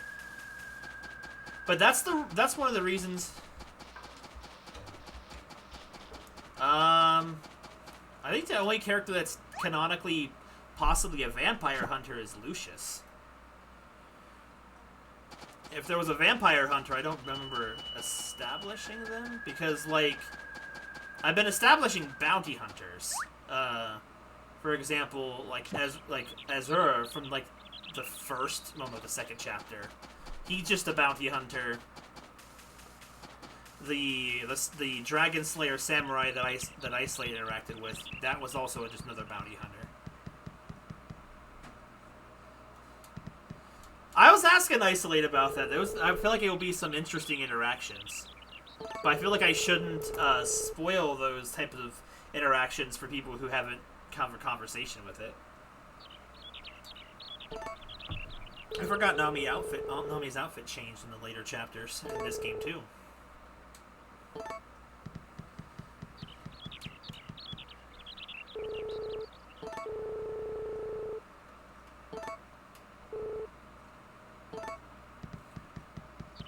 But I definitely look forward to advancing those stories a lot more because they're really just fun to write. I just really have a lot of... Honestly, my writing is the major reason why I have finished so few video games this year outside of my the stream time. Stream has been limited because obviously I don't have time to stream as much anymore because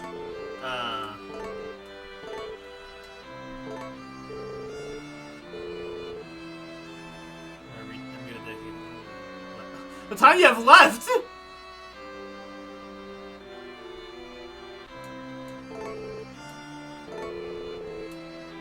I hate reading that stream of dialogue from Ramona all the time. I don't know why she chose to do it there. She usually does it in her room. Also, this might have been the first time in a while where Ice Late was basically on time for the stream. I was starting to think he was avoiding me. But then to be fair, I started an hour late, for the most part. Yo, my memory! Oui. I missed that, boy. I feel like if I could get a good sound clip of it, having a Moi sound alert would be really funny. I don't know why I haven't thought to do that. But I don't really have the sound clips. It's really hard to get good quality sound clips of things, honestly. Oh.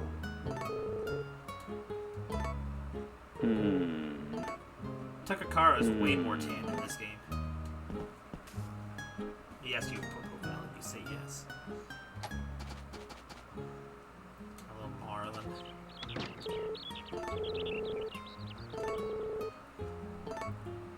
I'm about it. I think I'm actually in either. I think I'm one chapter later in the remake than I am in the original game. That shows how quickly the remake can go by.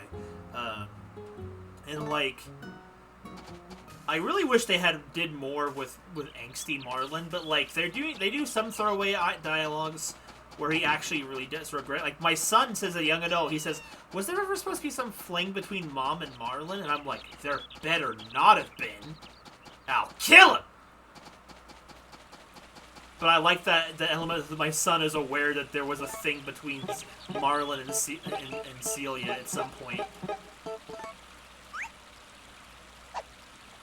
To be fair, though, they made teenager son way more boring. In the remake, at least my son. All the kids have extremely different designs, so I've kept some videos, I don't know if or when I'll show them, of like different cutscenes involving Celia's son, because every spouse has a different design for the son and the daughter. So there's like a combination of 16 different designs of children, which gives a lot of replayability if you want to see how the different children grow up, because they all have different personalities too. Different likes, dislikes, all kinds of stuff.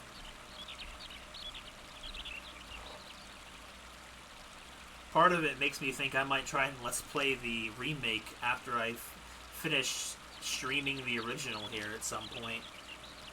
Because there's a lot of potential with things like the mods on PC and stuff like that.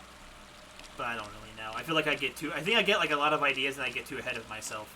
That's kind of how my writing goes in general. I get a lot of ideas, and then I get way too ahead of myself before I start actually putting those ideas to work.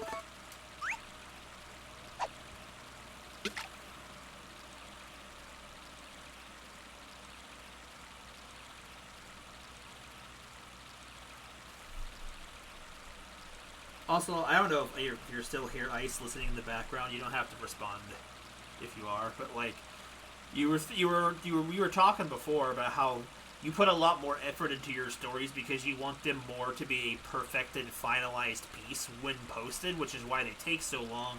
And I think another reason why mine don't take as long for me to do, not counting the guild story, I mean more so my main work, is the fact that because I know if I ever want to publish it, it's already going to need to be massively reworked anyway. So I feel like there's no sense in striving for perfection now when I still have to do it again in the future. And it's like, it gets, in a sense, it's in a way it's liberating for me to just kind of write. In a sense, it's almost like practice for a book or something. At least I assume. I don't really know. I've never officially written a book, so a friend of mine has, though.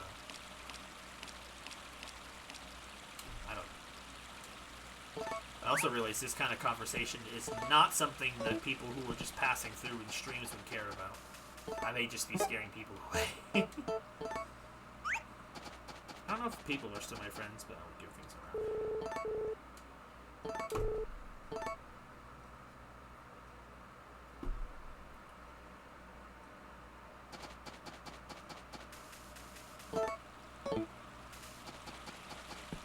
around. Yeah, where you been? Also, man, they really made your hair a lot lighter in the remake. Did a really good job today, Remy. Oh, you're not done yet? Oh, no. So much colder than last spring. It gets warmer every spring. That's called global warming. She definitely looks way more childish in this game after having seen her so much in the other game and how she ages so much more in the other game. Like, Celia is already starting to get gray hairs by this point of the game in the remake.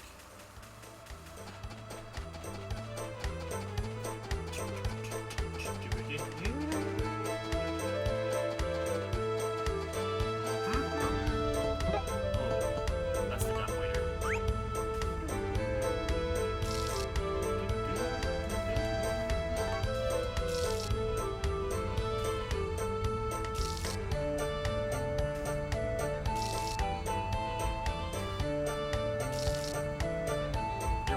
No, you're fine. You don't have to apologize for distract. My brain zoned out for a second. I don't have a whole lot else, I think, right now to talk about story-wise. So other than I just hope you guys have been enjoying what I've been writing so far. And even without your characters involved in it, I hope it's still an interesting experience. I realize none of my stories seem to start in a very easy to digest conventional way, where they all seem to start something ongoing.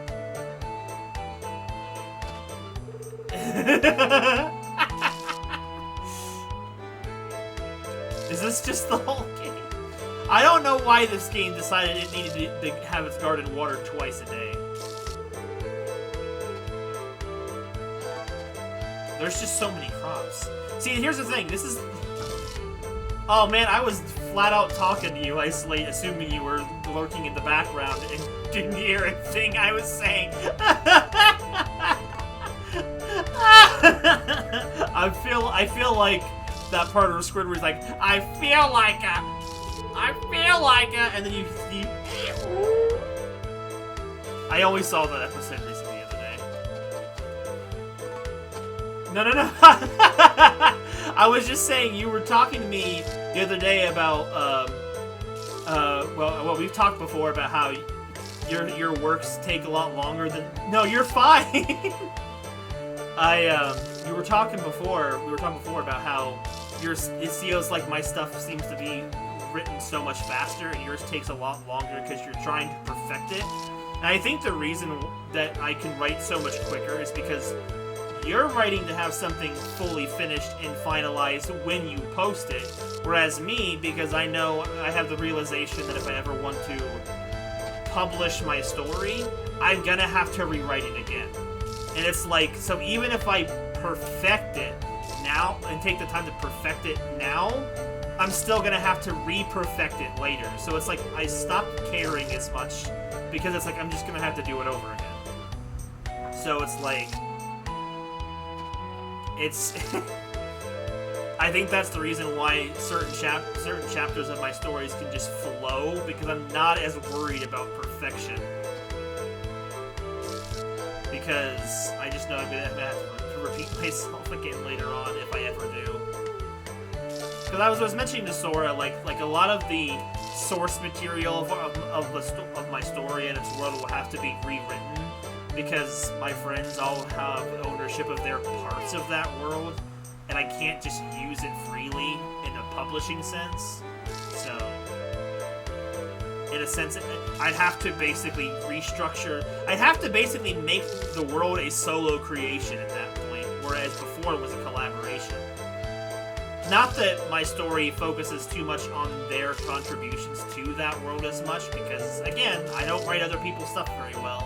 I prefer to leave that to the people whose it's their original work. But I am very interested in seeing your stuff when it comes out, I'm stuck in the garden. The funny thing is, and you guys will see it in the remake when I stream that again later and get later on to the remake, because they have the brilliant idea of upgrading the watering cans in the remake to spread out and cover more watering. Watering goes, and they also changed that you don't need to water it twice a day, which is another good thing. Which I don't know why they needed that for this game. Probably because, you needed something to do.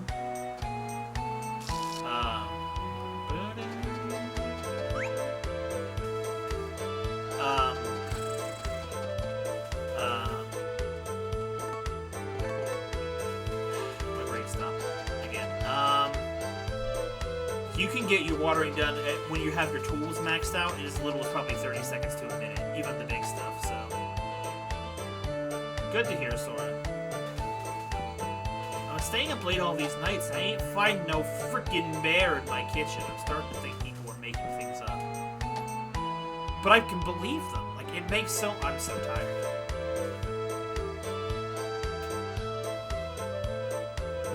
On to you, bear. His breathing is so much less subtle. In a remake, it's like, it's obvious something is wrong.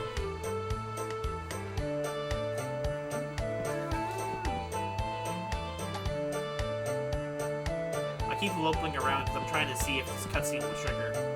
I don't know how late I have to be up to trigger this cutscene. Should I just step even later? Nose lights house on fire. Let's wait outside for a minute and see. Let's wait till really early hours and see if this maybe midnight is too early for this bear's activity.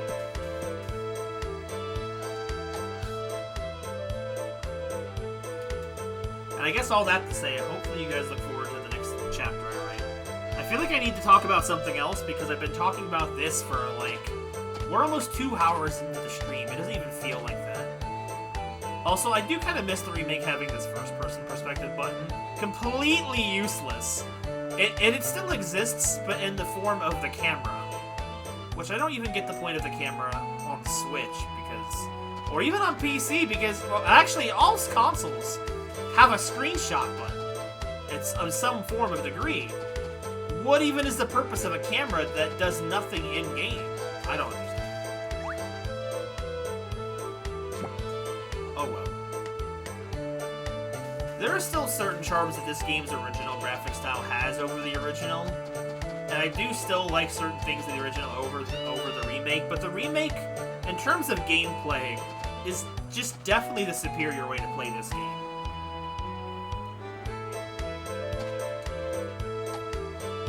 I can zen out to both the game experiences in this game.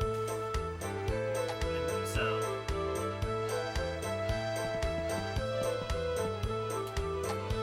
hunting for demon bears. That's all we're doing here. I'll get so tired I'll think it's an illusion.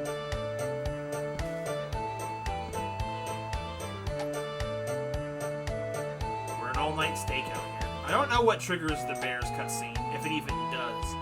As far as I know, it's supposed to be able to trigger in the teenager chapter, but maybe it's wrong and it's only in the young adult chapter. I don't know. There's 3 phases of our kid's life left: teenager, young adult, and full adult. At least I think that's correct. If I'm remembering right.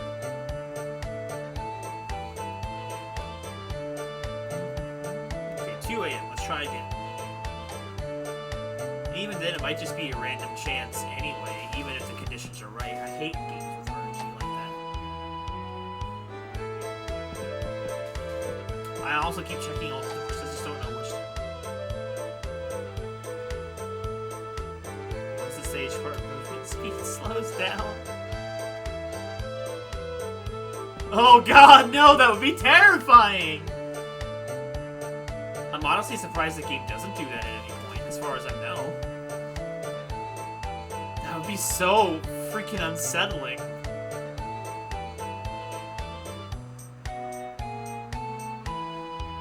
To be fair, I don't even think the any of that changes, even in the final chapter, where you literally look like an old man.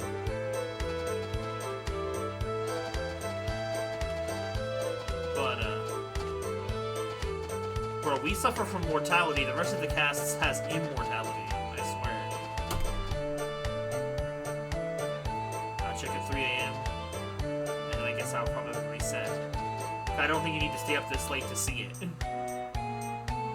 I thought at some point in the later chapters you permanently lost a chunk of your stamina bar getting older, but that may have just been me with my playing. I was playing tricks on me.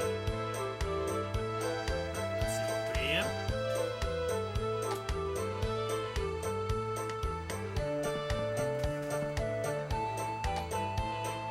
Starting to think people are lying to me.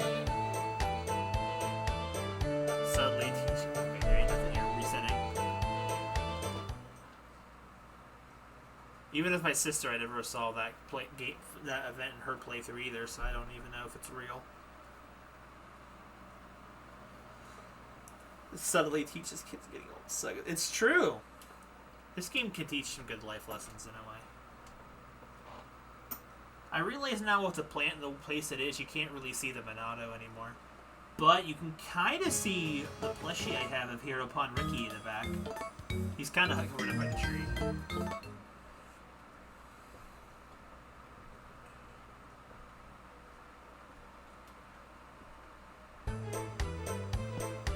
Oh gosh.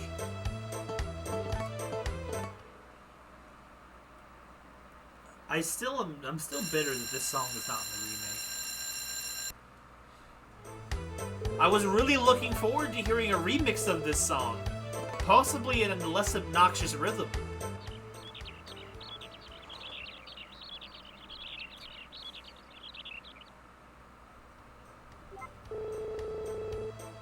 Part of me also is thinking if I should even consider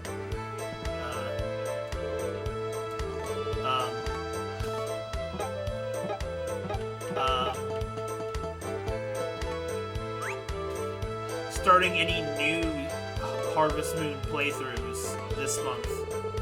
I don't have as many days to stream as I normally do, and I probably have plenty of Harvest Moon games I should finish off.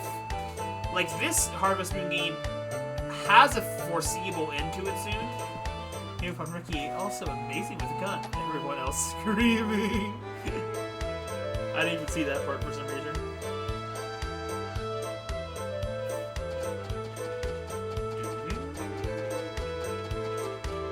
Songs that'll haunt your nightmares, ladies and gentlemen. The frickin' food is gone again! I'll say try to put things down with the B button, and it doesn't work.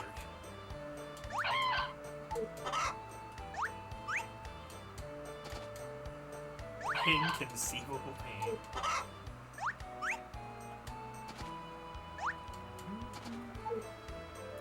I love when this music plays off in the distance best. It's super kind of quiet and subtle.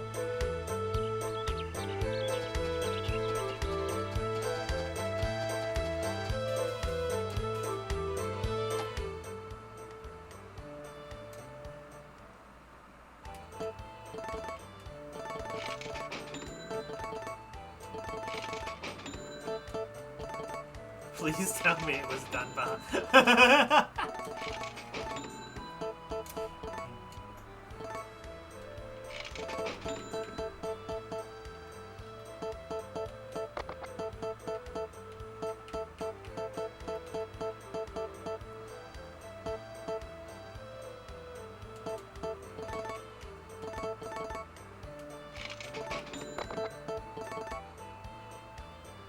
Smack pow!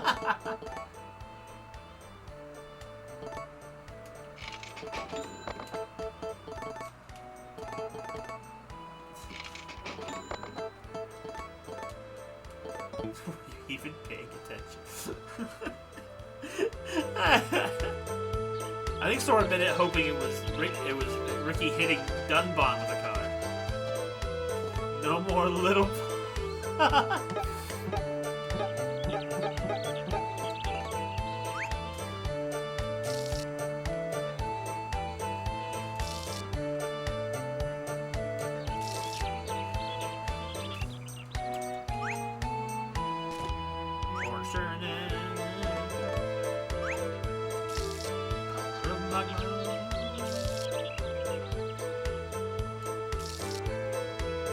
So what was some shulk at the penis from Ricky?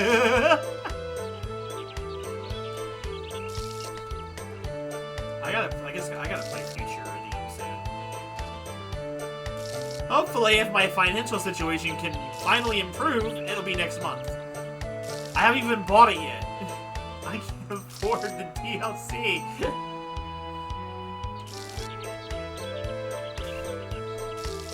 I've been so my money is just not. I've not been able to keep money in my bank account for the.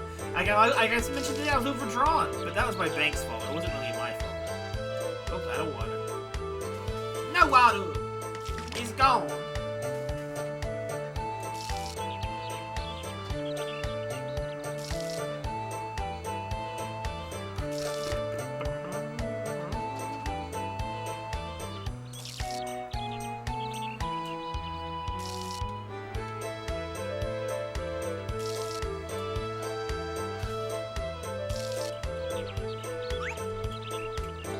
Oh, it's not done? But it's green!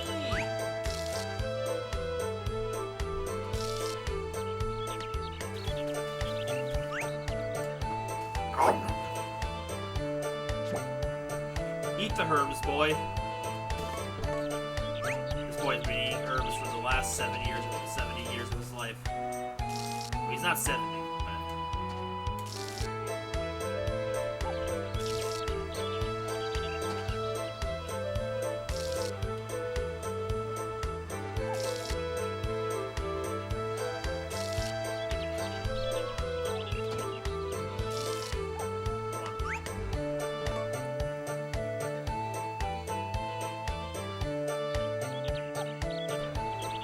I did not need to assault everybody's eardrums with a sneeze.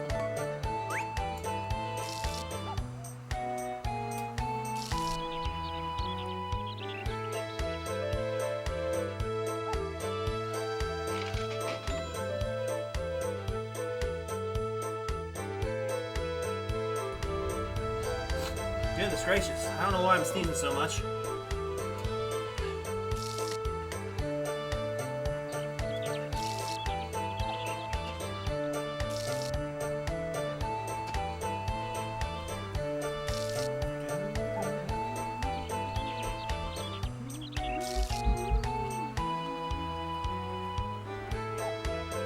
Jangle bombs.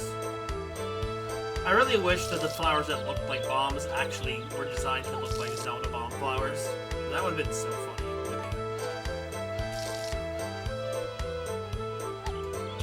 As you think Sora on YouTube. Lord.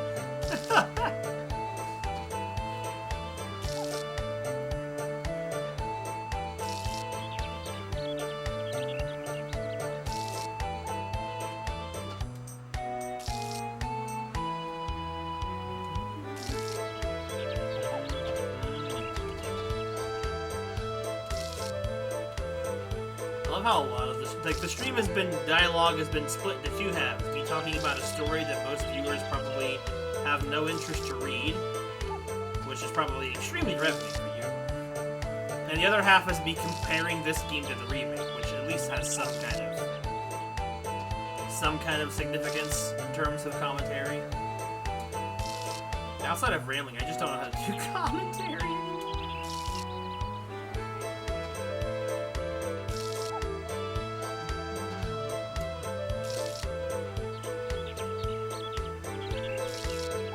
This garden is a death trap, I swear.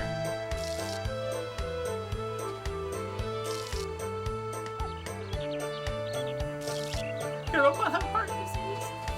No, Ricky, no. Oh my god. Sounds like those freaking videos where Wario dies by falling down the stairs. Oh my god!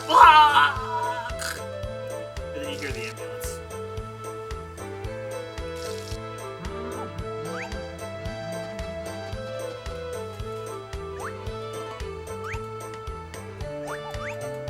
Save energy to be honest.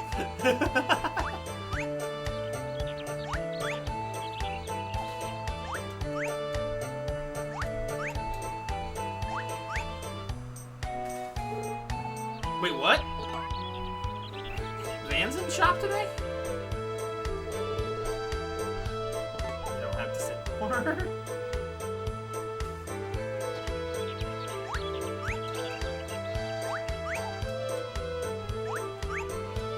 Van's not supposed to be here today.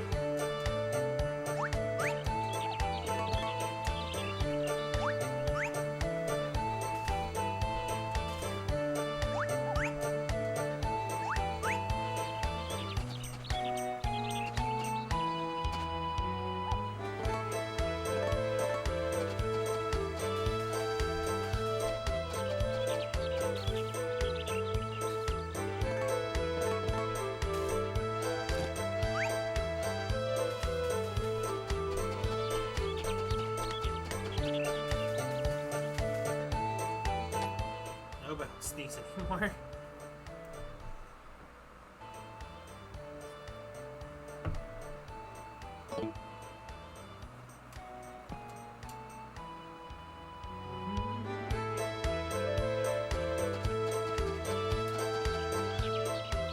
Alright, let's change the music. Everyone's ears bleed out of their skulls. To be fair, you get this effect with almost all the songs in this game. After a good several minutes of hearing the song non-stop, you just want to blow your brains out, no matter how good it is. Put on the OG.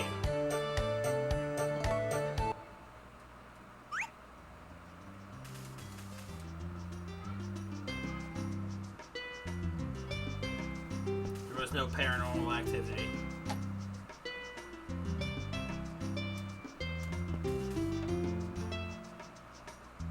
Wait, what's happening? Bro, the Murray's back again?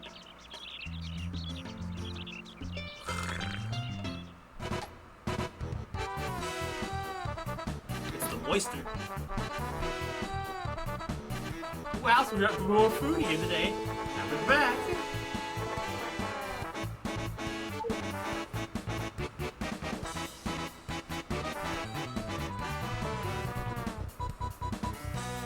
Can't let that song play longer. Oh, I can't train with the dog. Love you.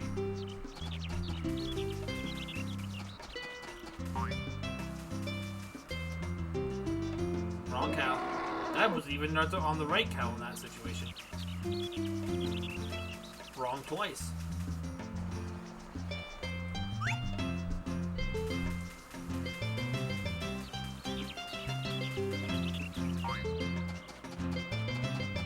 Hey Celia, honey, how's it going? That's cool, your last spring.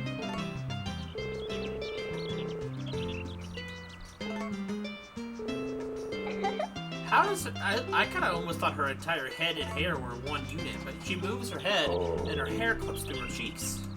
It's a weird thing. Thanks, Tucker Car. A lecture of cows, even though I'm like as old as you were when we started this nonsense. Yeah. Yeah. Bro, Rock's freaking Yeah. eyebrows, bruh.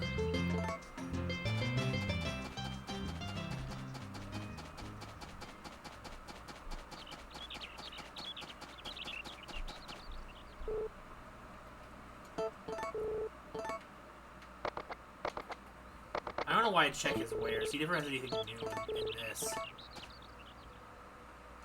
He wasn't supposed to come for 2 more days. But he's here, and I have no good use to make of him. What was that?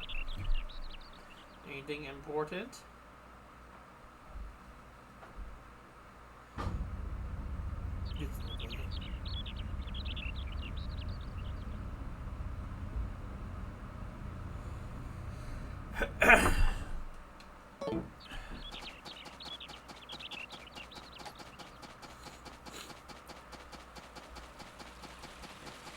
I feel like some characters are definitely taller looking and shorter looking. Like, you are so much taller than Galen in the remake, but also these guys make me. Everyone feels fat, despite the fact that Cassie looks probably the same. Why did I get him over here?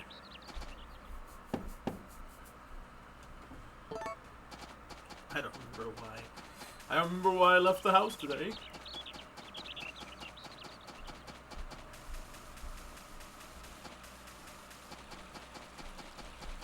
It's overcast. It's a pretty view from up here, from down the hill. Some of the views are just prettier looking in the original than they are in the remake, but that's just kind of bias. There's obviously a course, if you can look past the graphics. And some people cannot. I can.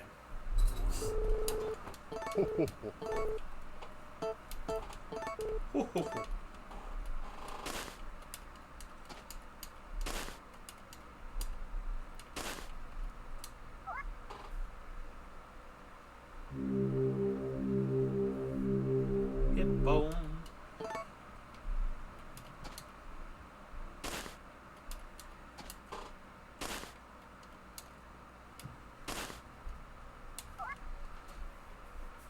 So I don't know how many people are still paying attention and listening, but what are some of the Harvest Moon games that you definitely want to see the most this month? Like, I'm probably not going to play too many of them multiple times because there's a lot of different games that I want to try and keep it with some variety. There's also several games I need to try and finish. I honestly think I could probably finish Friends of Mineral Town in, like, a few more streams of that game. Because, like, it's just... Like, I feel like what I need to do for Friends of Mineral Town is officially close the book on that game in terms of streaming it. Like, do what needs to be done and then put it down. Not like a dog, but, like...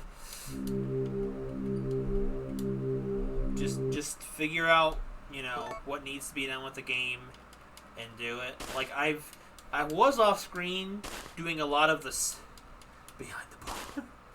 I've been doing a lot of the mine stuff in the first game off screen because a lot of that was just grindy stuff that no one wanted to watch. It did make for some entertaining few streams though, with picking the background music while we mined. It was a little fun, but I feel like that being every stream would get kind of old. So I gotta find that game, boot it up, and figure out where we're at, so I can probably try and finish it up. Because that game is very much almost done. I think all that's really left is waiting to have the baby, and then Ellie has the baby. The baby is a baby still. I forgot. The baby is born. We're waiting for the baby to grow up. And then I never did finish all of the animal festivals though. Welcome back, Ramirez.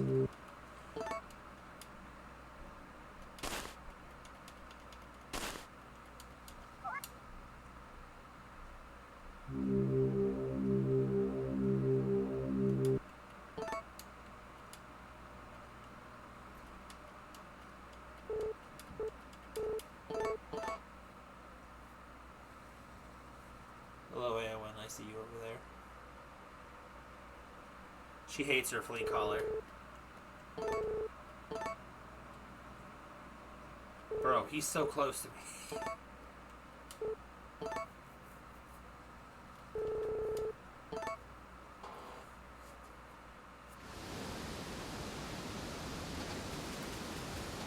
Maybe I'm the only person who thinks of this kind of stuff, but have you ever really, like how this game has, like, a small, like, setting for its games, and then it has such, and its NPCs seem to have really good personalities and well fleshed out individual looking people as opposed to just a bunch of stock NPCs. Have you ever thought about having a game creation of your own, and then having, like, its world be big or small, filled with such unique NPCs like that? Like, I've thought of that. Like, I've had, like, this hypothetical scenario where if I was able to make a farming game or something based off of my own personal creations, I definitely, like, had a location in mind, type of characters that would be in it cast wise. How funny it would be to be able to, if you were, like, if it was like a farming sim, you'd be able to woo and marry characters from the actual story. Like, it's like a very serious, like, world-saving group, but, like, in their off time, they're in this countryside town where they get freaking, I don't know what we're trying to say there. Got pretty. My sheep.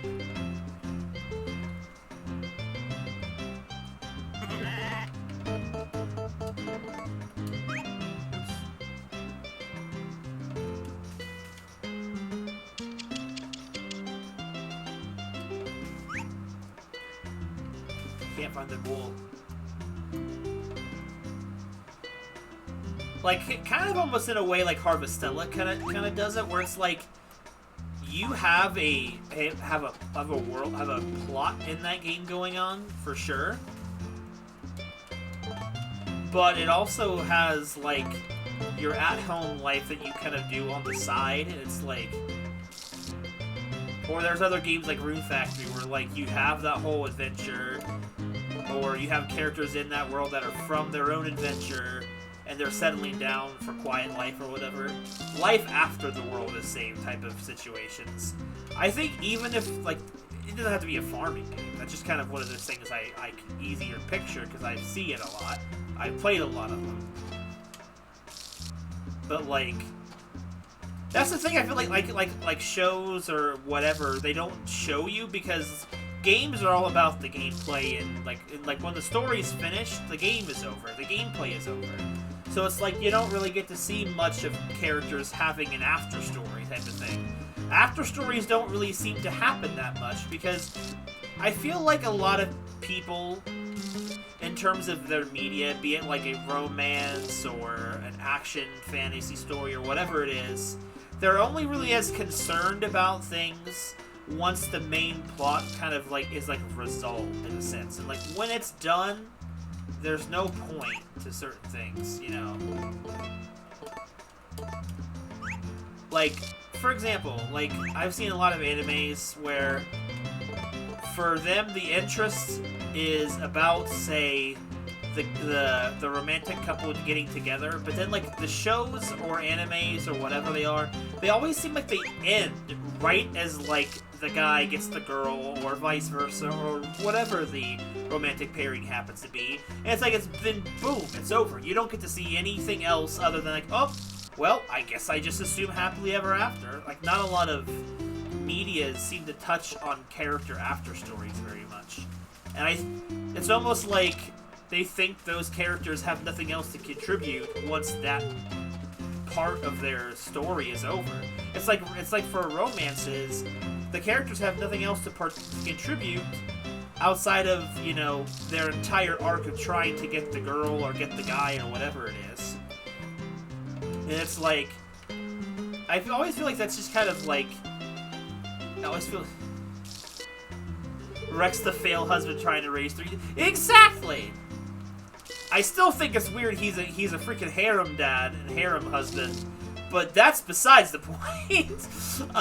Like, seeing, it doesn't matter what type of basically stories, Ramirez, that end, but you want to know what happens to those characters after their stories are over.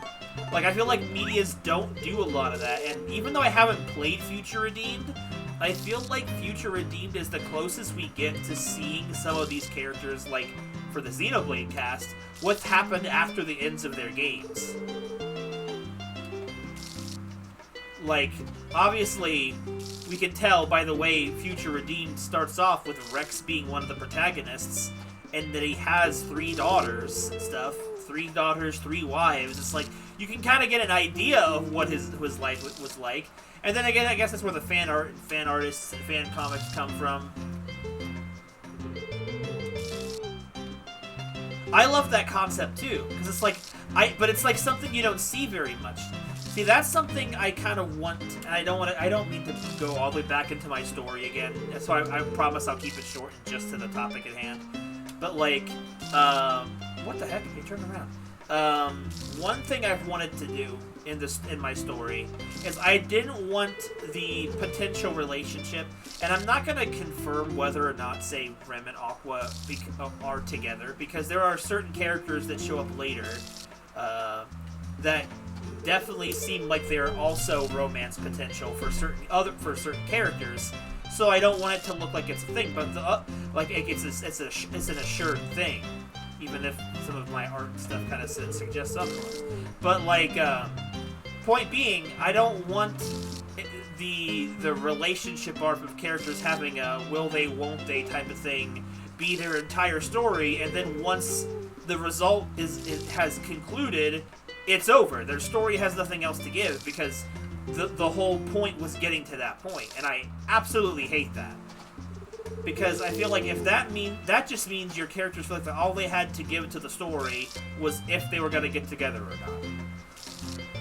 So my whole idea is just to get them together somewhat earlier, not like early, but also the characters have lives aside from their significant other, and, you know, they have more to contribute than just being an item to some other character.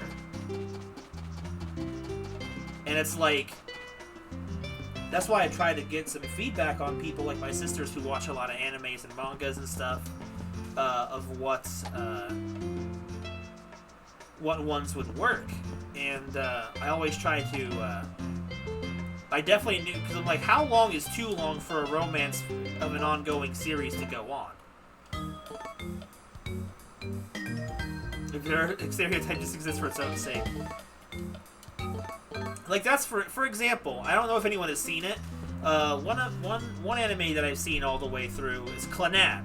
And now, see, the thing is, Clannad was literally just a romance anime, and I assume that's manga. And its whole point was, like, you know, which character is the protagonist going to be getting with and whatnot. And it's like you're kind of rooting for your waifu to get with the guy. And then it's like the story seems to end when the waifu has been picked and the match has been made, and you just assume that's all it. Then Clannad had the Clannad after story. You get the whole story that happens with the main character and the waifu that was picked, and you get to actually see what their life was like. You get to actually see that, and I feel like not a lot of animes did that. That kind of left it. Now, whether or not it's good is your personal preference, but I think it's something that wasn't really done before, or done much, and when I had seen it, that it left an impression on me, that it made me want to try and do that more, or see it more myself. And so that's what I want to try to do with my own stuff. Is like, I don't want a character's worth to be tied to their romance arc, and when that has reached its conclusion, it's over. Because I think there's still plenty of subject matter in, like, the after the romance has been assured type of thing. But people only seem to care about the get together, not the time afterwards. And like you were saying, like, you want to see a whole little slice of life segment where Rex is the biggest fail dad of all time, and that sounds absolutely amazing to me. Because I love that stuff. I love it even more when it's characters that are from something where, like, their main material that they originate from was something super serious. Those are the even better ones. Because, like, yeah, I just went ahead and saved the whole world, but now I have my next big task. Being a dad and husband type of thing. That stuff is so funny, is so interesting to me. Because it takes the same characters that you would already know from whatever you know them from, and seeing them in an uncharted territory type of thing. And I think that's really cool. It needs to happen more.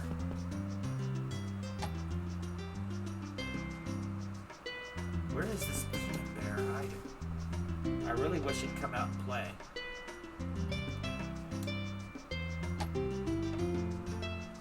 Why do the transitions feel like they're taking longer? Is it because I'm watching the transitions? I don't know.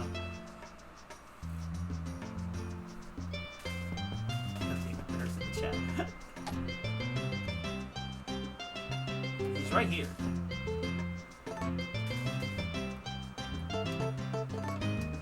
They have come to realize something about animals. I think Romana's cats may be smarter than me. I really think that's the case, and I feel depressed.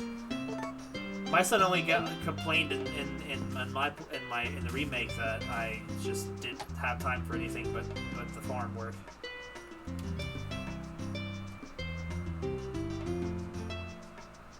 The Pope came to con. See, exactly.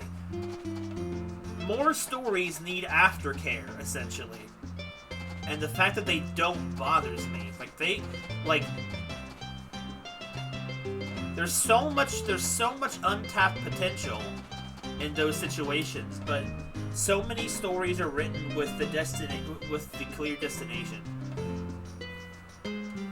Well, I knew what you meant.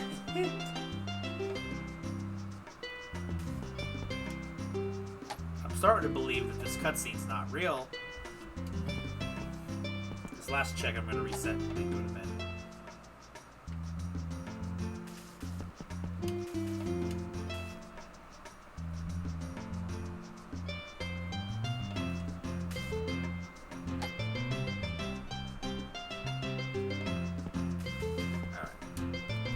Hit that reset button. Makes me wonder what the game, if the game I bought a little while back is anything like that. I bought this game, and I think it's from the same team that did Triangle Strategy and Octopath Travelers 1 and 2. The game that's it's just simply called Various Day Life. I'm like, can you imagine a game called Various Day Life? And I'm like, and it seems like the idea is about the various day life in the normal life of an RPG character. Because I believe it has actual RPG gameplay in action, but it's just about day life. And I think more series need that. Now, it'd be great if it was like characters from, say, Octopath had to do their various day life after they saved the world. That kind of stuff sounds really cool and funny, rather than just getting a paragraph of what their life became after the end of the game. And some games don't even get that. Like, think about it. When's the last time you got a Zelda game that gave you any form of aftercare, in a sense? I guess Tears of the Kingdom gives you the tiny little bits of a cutscene after the credits, but like, again, I felt like it felt more unfulfilling seeing it than not seeing it. Cyrus had a game to all himself, just say. Oh, I miss Cyrus. He's a great character. Completely wasted potential, though, honestly.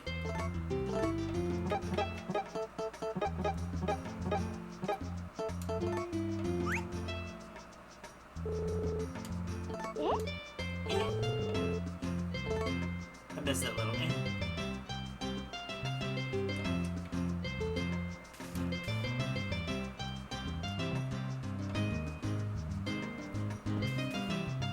Two's cast is just as good to hear, but it still makes me worry of whether or not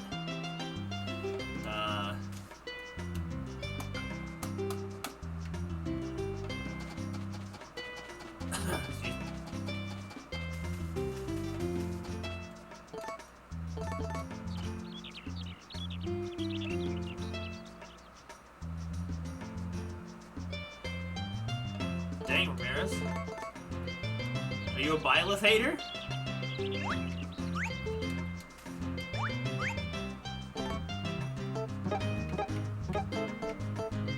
To be fair, Corrin is such a unique character design. The fact that it's that their moveset is just kind of is a lot to be desired. Nuh-uh! He got you there.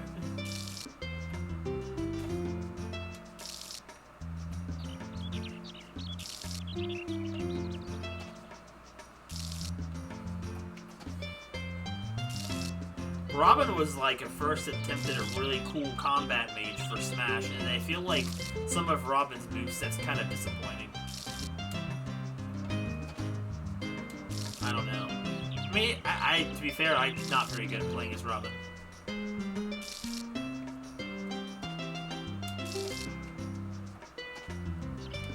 All I really... Sword board. Magic characters are cool too if they're done right. I'm usually a bigger fan of knight characters than wizard characters, but I feel like a wizard character can be really good if they're done right. Especially if the game balances them well. Like, honestly, like, I feel like Byleth could have been really good if Byleth... Because Pyra's a better character. Bro, characters with wasted potential in video games is just such a topic.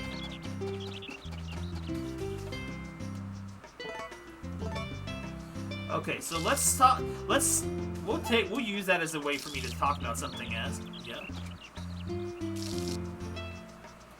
Rex is a protagonist, but that doesn't mean anything.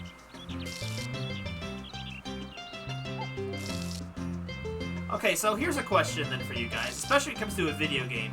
What would you say defines a protagonist? Like, because there are different types of video games.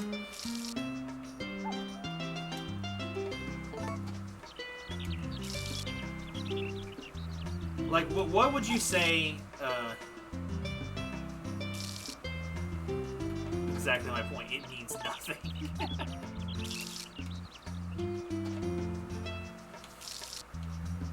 Sometimes protagonists have the biggest amount of waste potential, and they're carried by their supporting cast. My personal case in point of a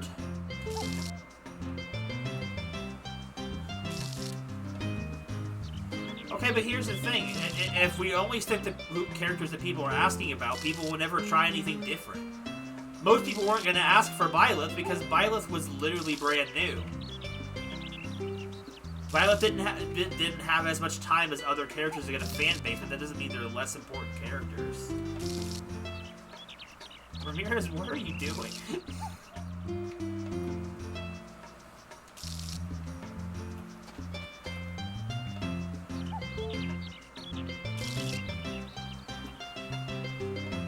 I think the only thing I'm just let down a little bit by is Byleth's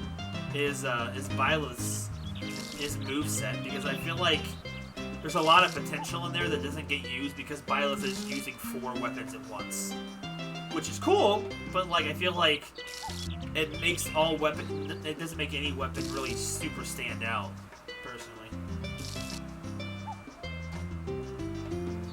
Do you agree with the choice of Banjo then, Ramirez? I'm really confused. You're very touchy over a game that you don't play. Just give him all the relics. It's funny that they gave Byleth the relics that Byleth can't even have. The Lord's relics. The bomb has grown in. It's turned gray.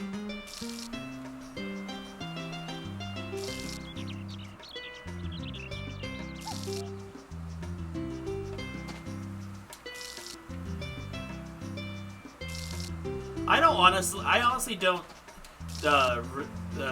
fault them for the choice of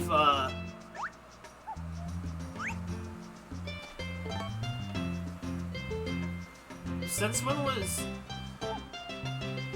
it's just a fighting game. It's like I don't think. Okay, hold on. All right, we're gonna have a we're gonna have a little conversation. So let's find out how many sword-wielding characters are in Smash Brothers.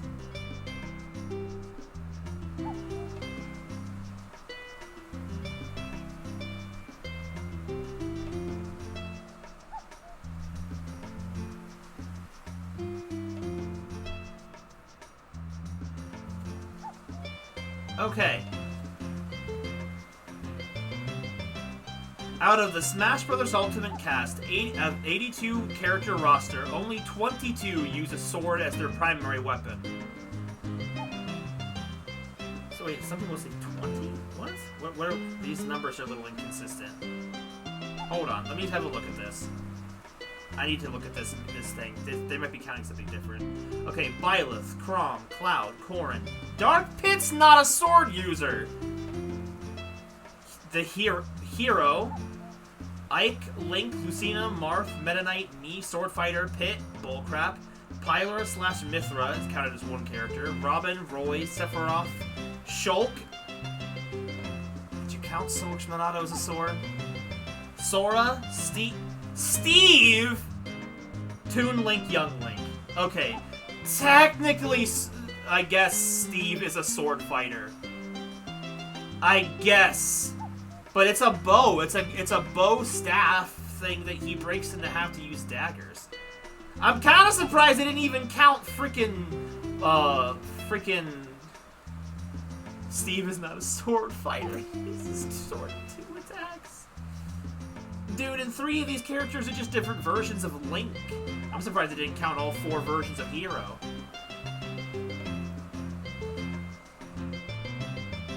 To be fair, he does use the pickaxe a lot. But either way, even if we were to say even if we use this list of 22 characters using swords, and Me Sword Fighter balances it because Me Sword Fighter has a sword, but then Brawlers have fists, Me Brawlers have fists, and Me Gunners have guns, so it's kind of a wash. But except they did Ramirez, that's the thing.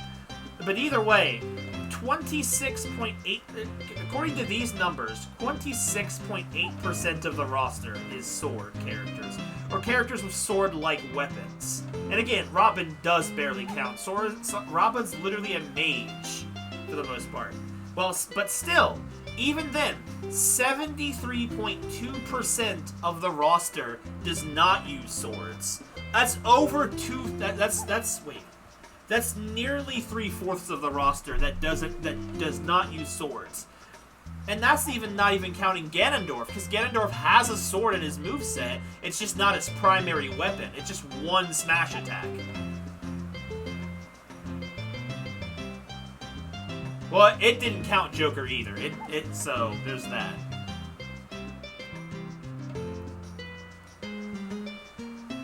I don't know. As a person who is a fan of swords, I think it's cool. Also, be honest, when's the last time you've even heard of a sword fighting game? They don't really exist. Almost all fighting games on the market are some form of brawling fighting games. And Smash Bros. Still has more brawlers than any other characters, most of which are from other fighting games. So, I mean... Besides, Fire Emblem has so many entries in the think about it though. In the end of the day, it's a Nintendo fighting game.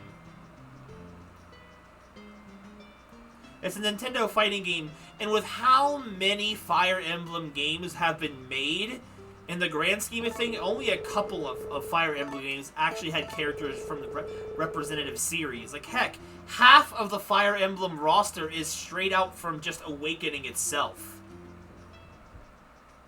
The other characters are all from a single game. Marth, Roy, Byleth, and Corrin.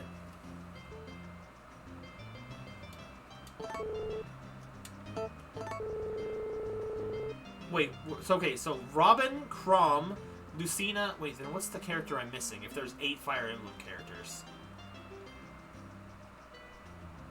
I thought there was one more from Awakening.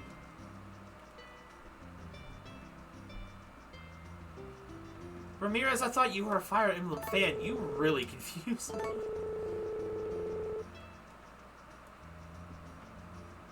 No, I said Crom. I said... oh, wait, hold on. Ike who's I was forgetting.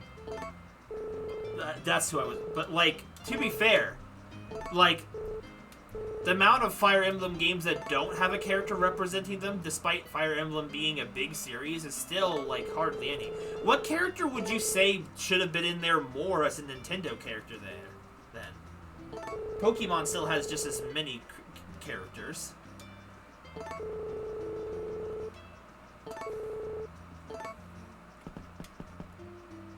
Brother didn't even play the game and he hates it. After having played Three Houses, I still am not a crazy fan, like, of Fire Emblem as a whole, but I'm gonna be honest, it does not like it does. It's one of the biggest Nintendo games on the Switch. It's not like it didn't earn its place.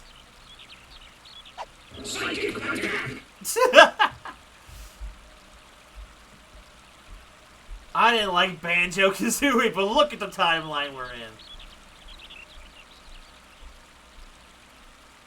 I mean, personally, I would have liked another Zelda character, but look at it this way. I didn't get a single character that I actually wanted in both DLCs. Doesn't mean I didn't enjoy the characters. Hear my blood wave together.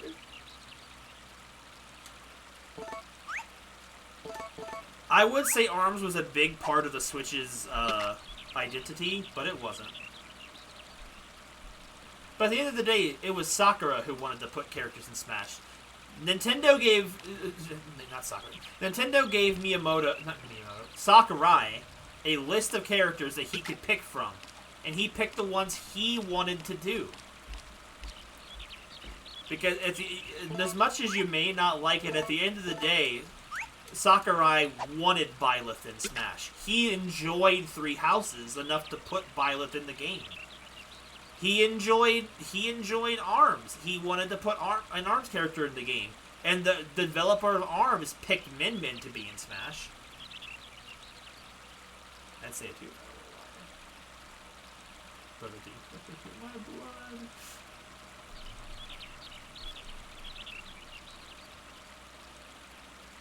Like, Sephiroth is, in a sense, a weird choice, but, like, if you've got Cloud, you kind of have to have Sephiroth. But Sephiroth should barely be there, but he's a guest character. I do not know, Ramirez. You were the one who brought up Smash Brothers.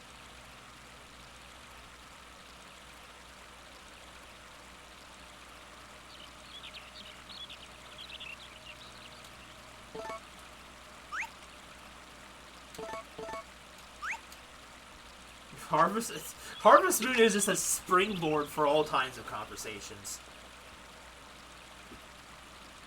I may not be a big fan of Kazuya, like from Tekken, but I understand the impact Tekken has on the fighting community. So it makes sense for Tekken to be there. Sorry, for Kazuya to be there. It makes sense for Terry to be there because he's a fighting game character.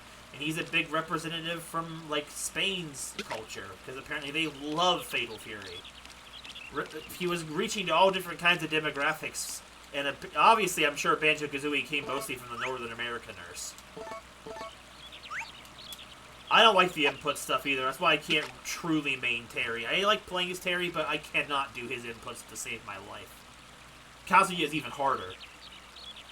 The mechanic is cringe. I don't like it. It really just rewards fighting game players that don't play Smash that are playing it. I like the characters, though. I mean, Terry Bogard is... I like him as a character. He's cool. I like Terry Bogard.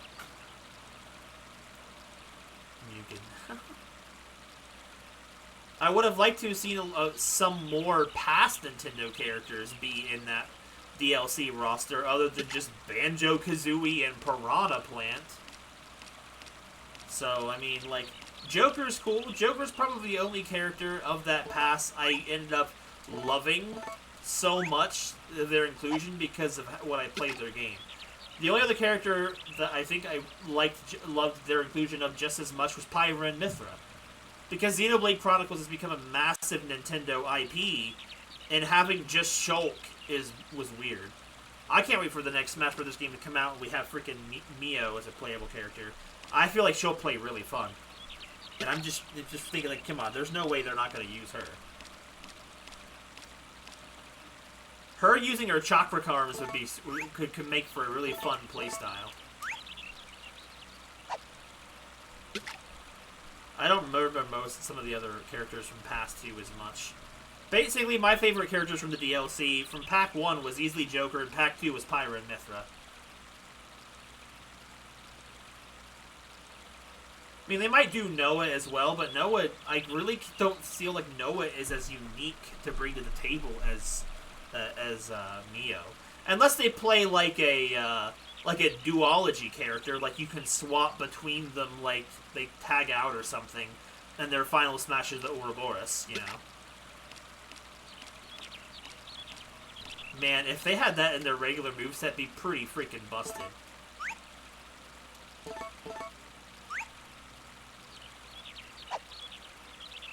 Well, Final Fantasy fans wanted Sephiroth, but my argument is I don't even think Final Fantasy should have been there at all.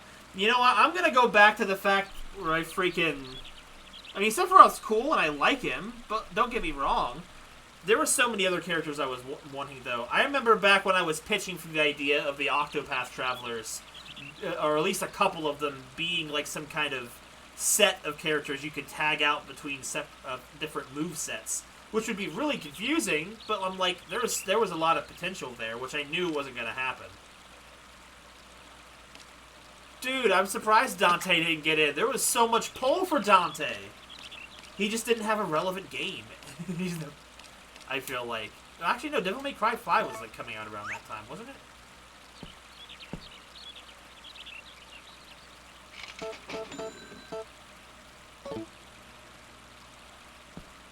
Yeah, so it was like he wasn't a topical character.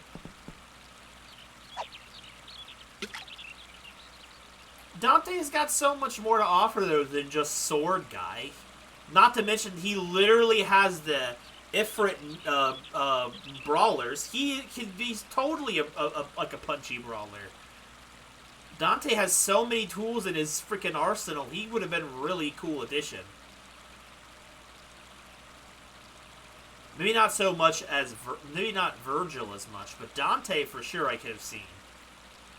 Especially considering the fact that the guy who made Bayonetta made Dante, and like freaking Bayonetta was in the game, but not Dante. I would have loved to have seen Dante fight Bayonetta.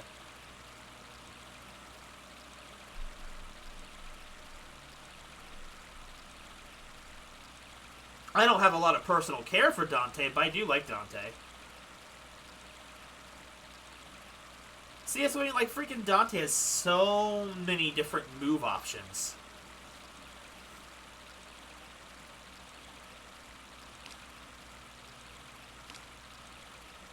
What was the last character in the DLC? I don't remember who it was. Oh, it was Sora. And see, the annoying thing is, you can't say no one didn't ask for Sora, because people would shut up about Sora. I mean, it obviously comes from not having played his games. I just was not at all hyped for Sora. It just felt like such an obvious choice. And I didn't feel hype behind it. And that's mostly comes from not having played his game. But man, Square Enix was eating pretty in that DLC, though. Square Enix was popping off.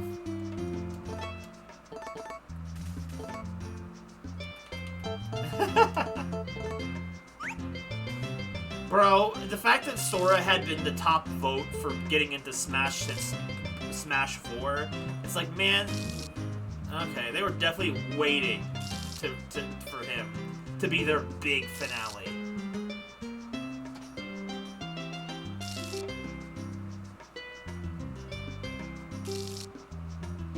Oh yeah, for sure. I'm sure Disney wants Nintendo, no doubt about it. That's why they bought the Super Mario Brothers movie rights back in the day. They thought that would get them an in on the Nintendo franchises when they were still infantile. Honestly, if there was a character, I still have said this from back in the day. If there was a character I could have gotten into Smash from an older franchise, I still truly stand by that I would have loved Isaac from Golden Sun to be in Smash. I get the fact that he is potentially another sword fighter, but the fact that Isaac is basically kind of like an earthbender, and he has so much weird, funky powers that his battles don't even let him get to do, having him be primarily an earth fighter that uses a sword sometimes in Smash would have been super cool. Especially with his giant hands. Could you imagine pushing characters with the giant hands or grabbing one? Just put my OCs in Smash. Put your OC in freaking Rivals of Aether. My idea, I thought if I ever actually knew anything about programming, putting Aqua into Rivals of Aether would be funny. God, the Miis were so missed potential, honestly. You know, that's something I kind of liked back in the day. It's so hard.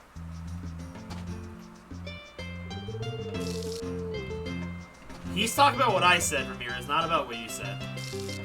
Just FYI. He means me. I am assuming so anyway.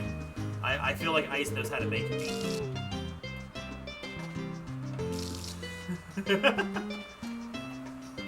Imagine Ice like, I just don't know how to make memes! That's why I freaking made the isolate me myself. With inputs from isolate, of course.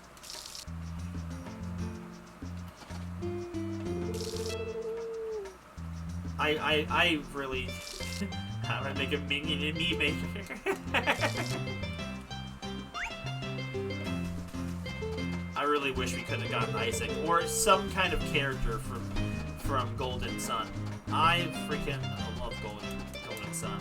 But I partially wonder if I love Golden Sun out of nostalgia blindness, because I do not.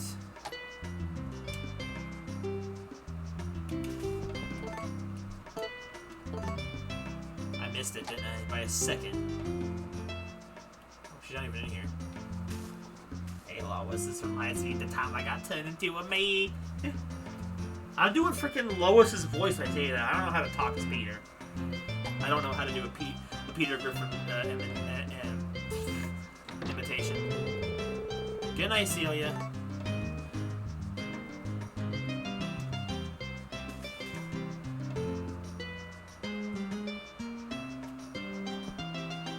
Hey, Dad. Doesn't matter. Let's go through anyway. This is a smile on the face.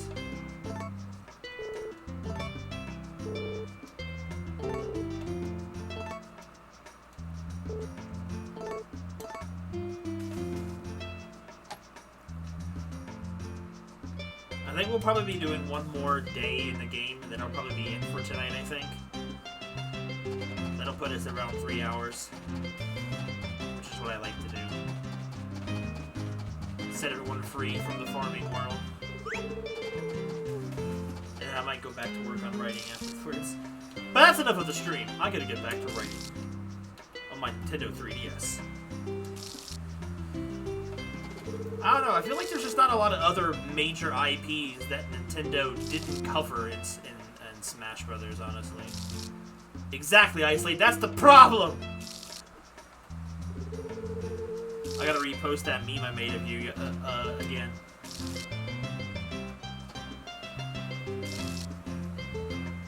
To speak your language with memes.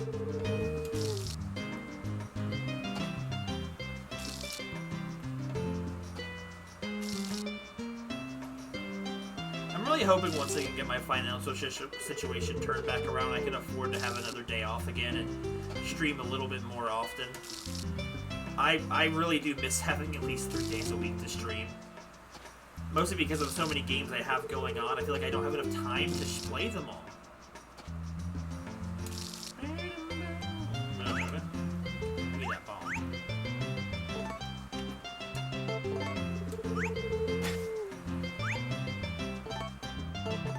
Scrolling bombs, scrolling bombs.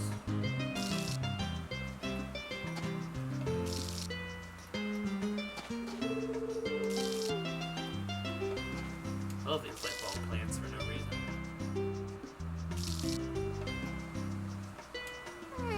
Yeah.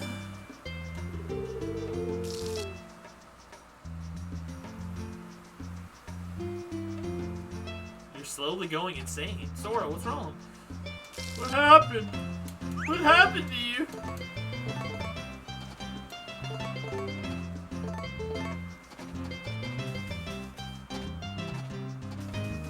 Oh, I gotta feed the chickens.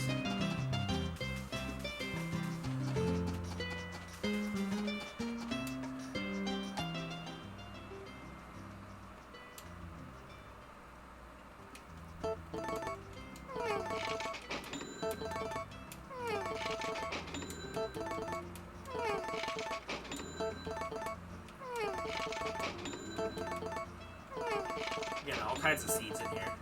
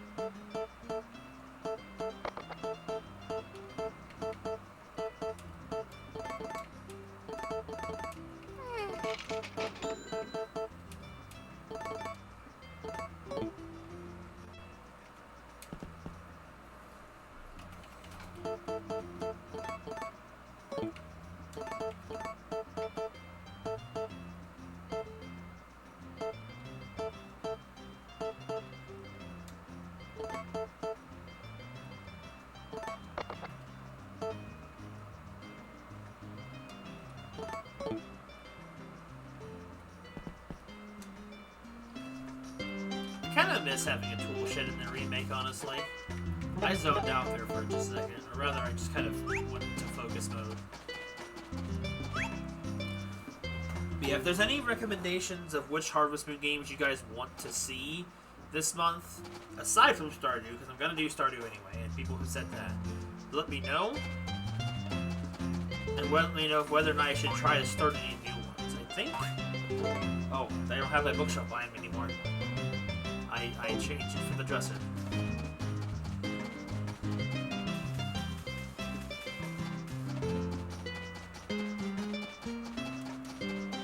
Well, I'm already playing Wonderful Life.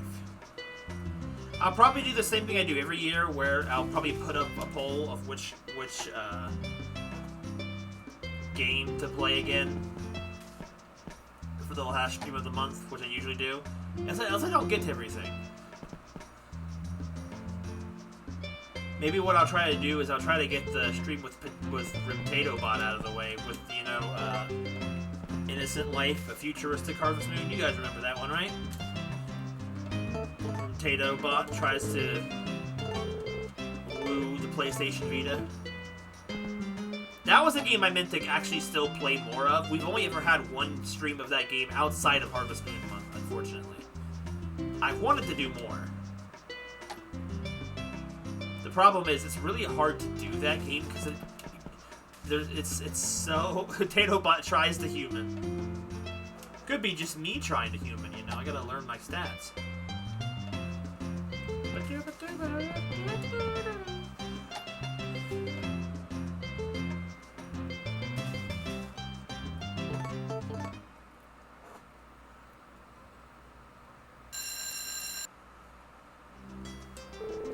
I do want to do that at least once this month. I might do that next, while I still have all of the classic equipment set up. And by that I mean I just have the... Uh-oh, Celia's still asleep. She's just a little sleepy today. I disagree because I actually still like playing Smash Brothers. If it ended in Brawl, then I wouldn't be able to keep playing it. At least not online, anyway. Also, Brawl's cast feels so small in comparison nowadays. I do miss the story mode, though. Smash Brothers story mode sucked. Ultimate's story mode sucked. At least in my opinion.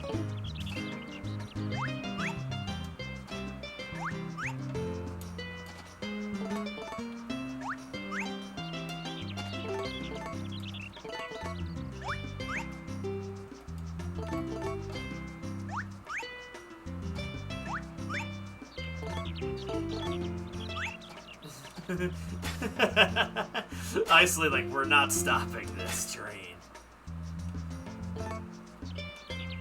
I guess, but I would have rather not had that story mode, I think, in some ways. Oswald.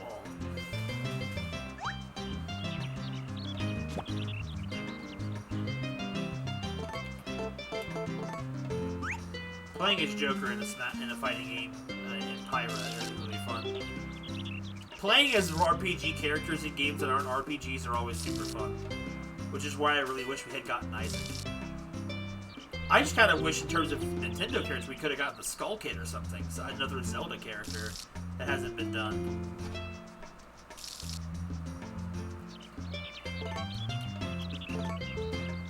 I don't know, man. You asked Ramirez. Well, I mean, I guess you are asking Ramirez.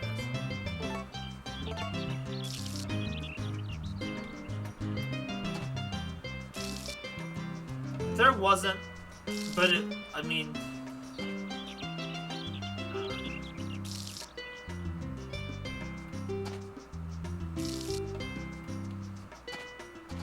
The Subspace Emissary was great, so I mean, for what it was, it turned a fighting game into a 2D side-scrolling adventure, which I thought was actually really fun. It didn't have to change the mechanics to make it a fun game.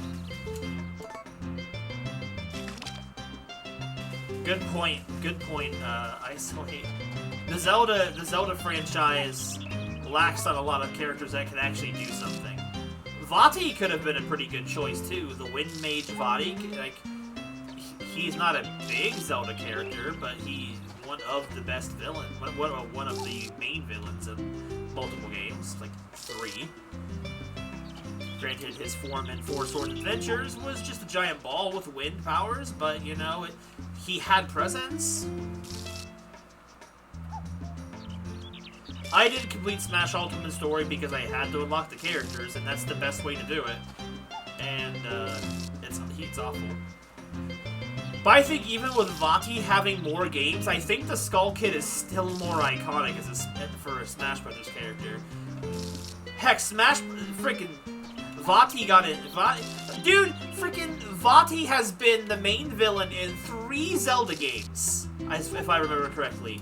The Four Swords Adventures, the Minish Cap, and I think there might have been one, no, that might have just been it. And he had full-fleshed backstory in Minish Cap, but he didn't even get love in Hyrule Warriors, but freaking the random paint nerd from Link Between Worlds got into Hyrule Warriors? Dude, like, why does the Zelda franchise just hate him?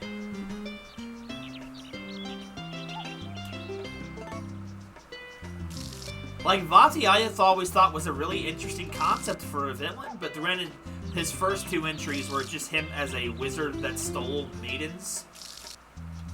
But still, he existed in multiple entries and got nothing. He hasn't got anything since the Minish Cap. I'm not gonna say he's the most compelling character ever, but, like, he had some backstory and some decent motivations for his goals in Minish Cap. He was a great retcon of a character, honestly, because Vati really didn't have a whole lot going for him in the other games.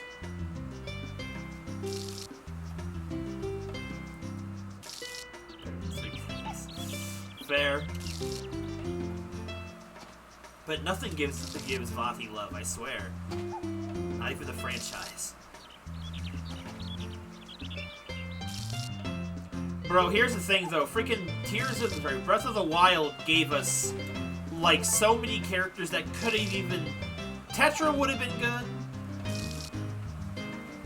I'm gonna be honest, like, Breath of the Wild, while I'm not a huge fan of the Wild era games, it had a big enough cast to have justified a character.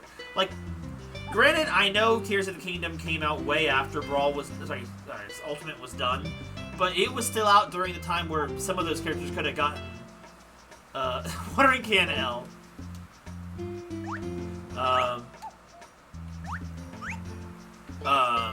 Like, say, imagine, like, Prince Sidon, or, like, modern Riju as a character, or something like that in Smash Brothers. Or, heck, even if you want to do something, like, more lame, like Urbosa, or Daruk, or any of the champions, they could have been a potential character for the Smash Brothers cast. There was potential for them in there. They actually did some things. Mipha... Okay, I honestly think, not... Yes, Riju is definitely better, especially with Tears of the Kingdom himself. Fact, no cap. I don't really care for Urbosa that much. But to be fair, I don't care for any of the champions that much, except for Mipha, and a little bit with Revali. I don't like Revali, but he has personality, and that's a point in my book. Like, Mipha's the only champion I can actually say has good character and I like. Like, the rest of the champions have massive missed potential. Like, that's the thing. You think about back to Breath of the Wild, and think about it. Of all the champions, the character that has the most backstory and is the most fleshed out is Mipha. Because not only do you learn of Mipha through your own memories and stuff, you learn of it through the memories of people who knew both you and Mipha. Whether or not they were actually engaged, or was something that Mipha had headcanon herself, and she was setting herself up for failure because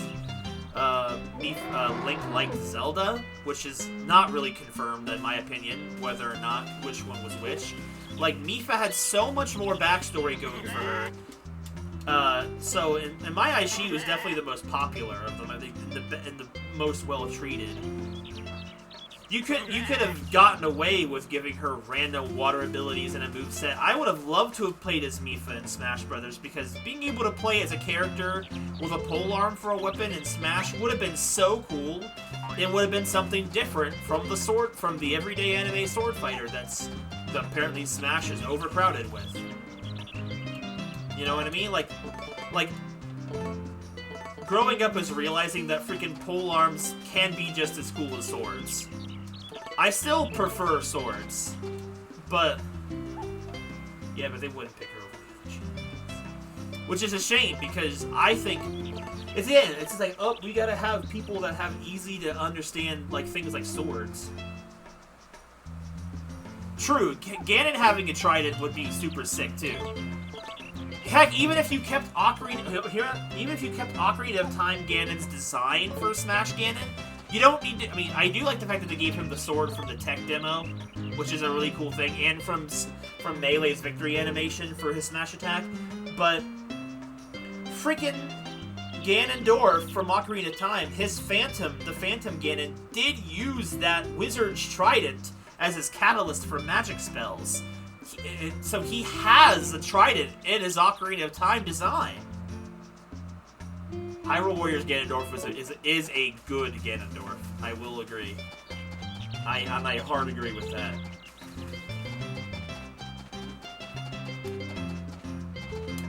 I gotta talk to Tarkan again. I can't let him get alone until you're depressed, or he won't fuse with me no more.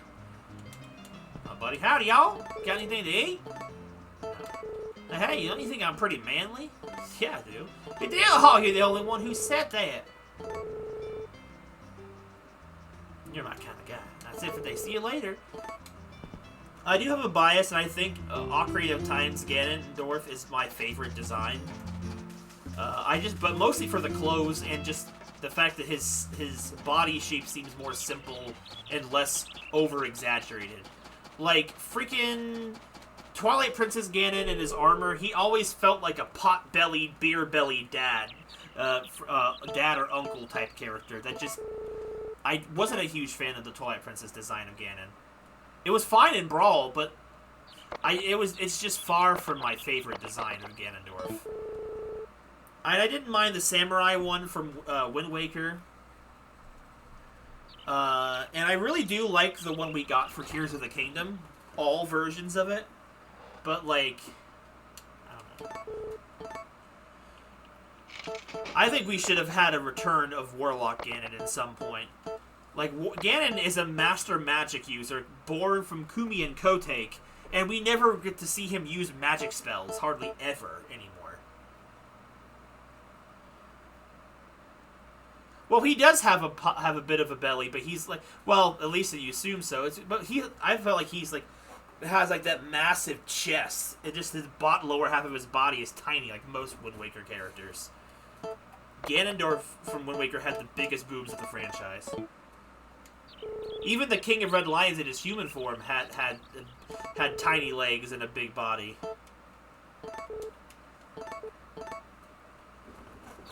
I always said Kumi and Kotake. That's probably not how you're supposed to say them. Oui, oui. Moi.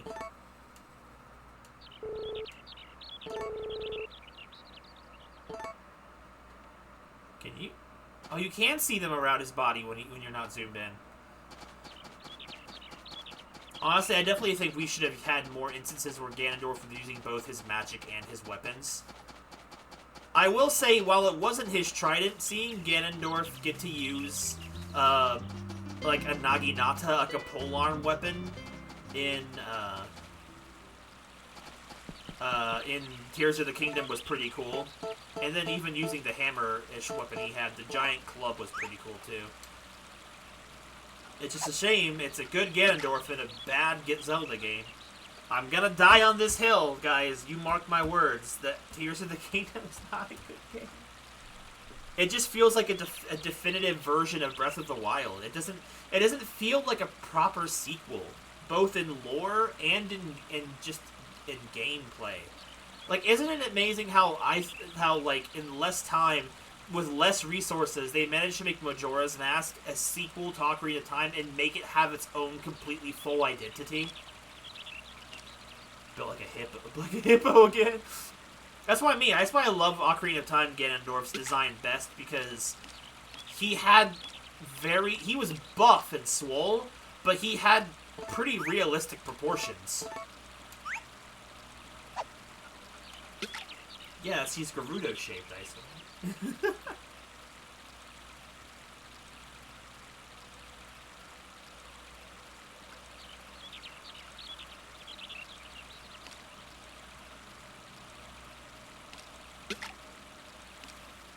In Ocarina of Time? I felt he was pretty decently proportioned in Ocarina of Time.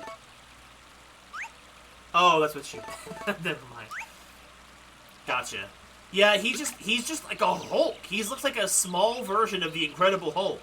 He's even green to look like him. I like elements of his design, and of course Matt Mercer freaking nailed it for his voice. Could there have been a better Ganondorf voice? Possibly. But Matt Mercer did not disappoint. So, this was my favorite Ganondorf battle in terms of swords in the entire franchise. Though, I think Twilight Princess's sword battle was a little more iconic than Tears of the Kingdom's fight. But I think the Ganondorf in Tears of the Kingdom had a better sword fight still. Even if Twilight Princess is more iconic.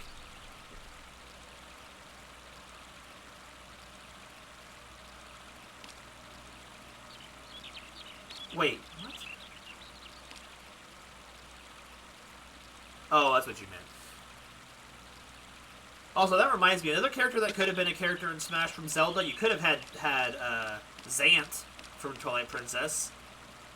Hyrule Warriors showed us he has a very diverse moveset. Or, you know, even if you want to be more simple and less, like over the top, freaking Girahim could have been a choice.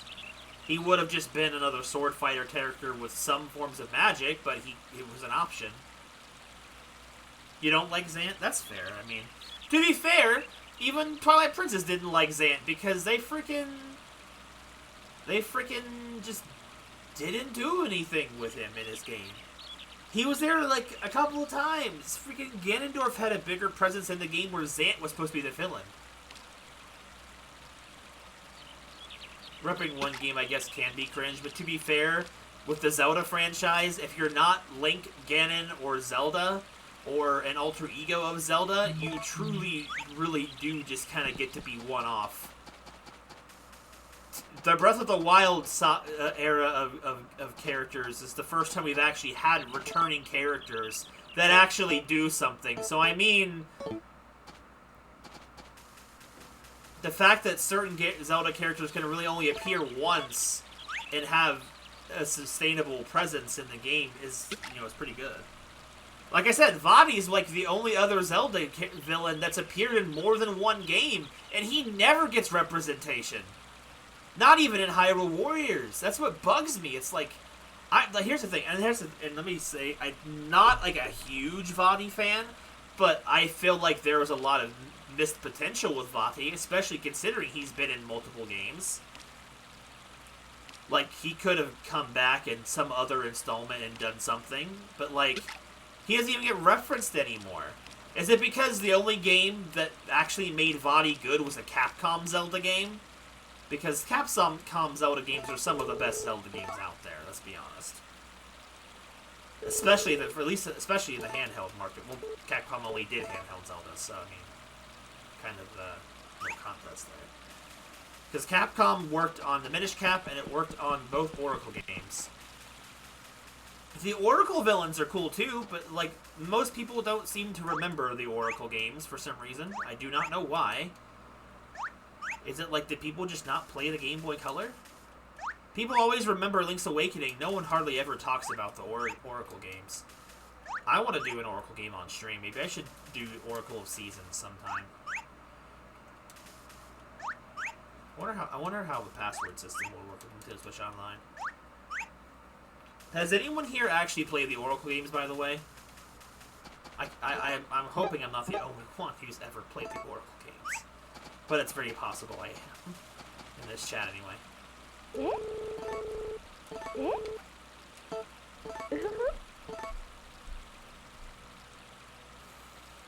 Dang, Ice. Let me down hard, bruh.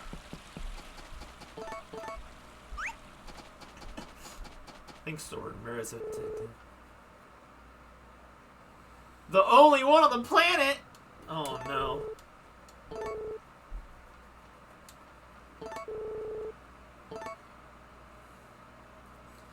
No, I'm all alone. But that's like a thing. I just never, ever hear people talk about them, like, at all.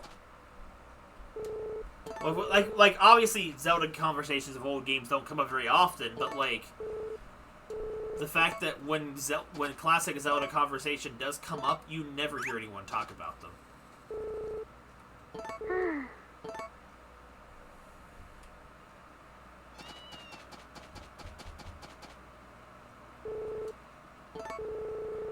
Bro, he's still talking about the banana.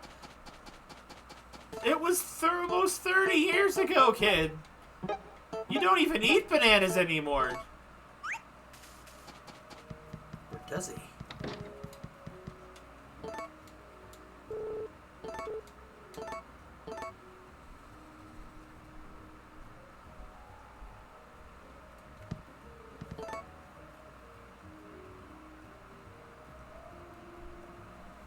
Trying to do whatever Zelda content existed. True, back then, Zelda content was not, or Oracle content was not that well done. That's one of the reasons why one of the only Zelda games I've Let's Played on my channel were the uncommon ones. I wanted to spread that around.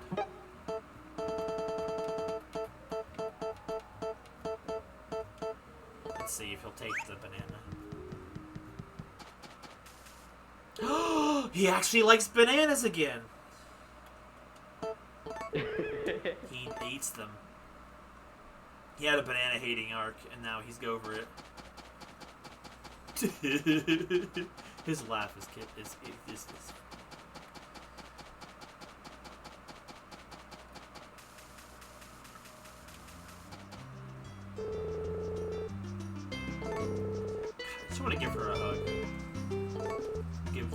a hug.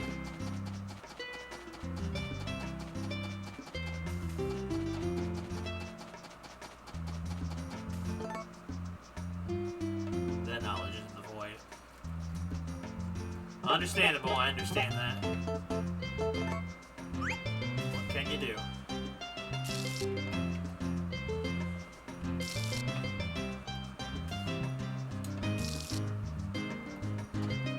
Sometimes I think about really trying to get back into Let's Playing and stuff, but it's like, I don't even know if what I do Let's Play-wise is even something that's really just worth it anymore.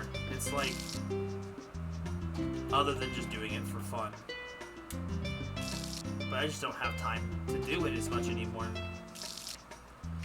Like, sometimes, most of the gaming I seem to do nowadays is just really done on stream. Because if I'm writing, I don't have time, and it's sad. I don't have time to do all the hobbies I want to do, and it sucks. And I'm always busy doing junk for work, and it sucks.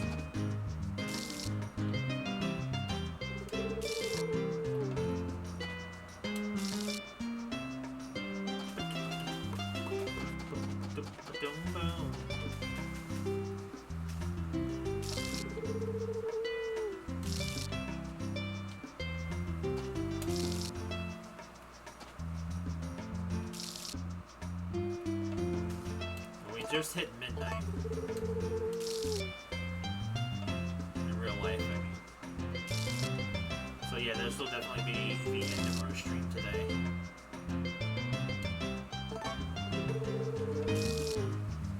I know everybody gets sick of probably of the Harvest Moon games, but it's always nice to be able to devote a good chunk of time to a game series you like.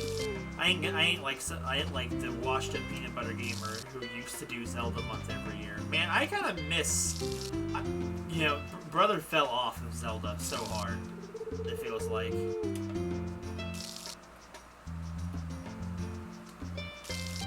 But I don't know. I feel like I owe it to my roots of people who've always watched me to devote some special time to Harvest Moon. Granted, once I finish some of these Harvest Moon games, I plan to have Harvest Moon Month have more variety in it. The problem is, when I only have 2 days a week to stream, there's not as much time. It sucks. The next stream I want to plan to do is probably do an after-work stream of some more of the Evil Within.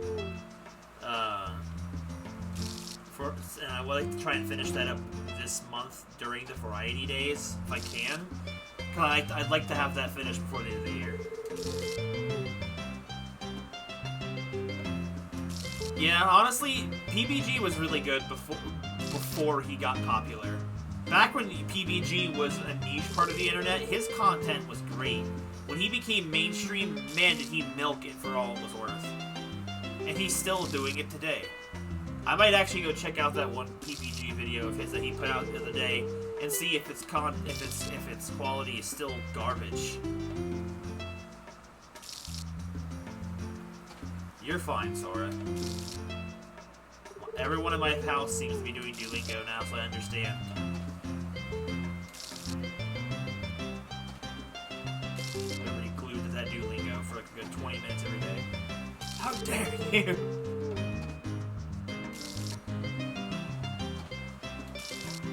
How dare me, how dare you! Grow spine, Sora, good god.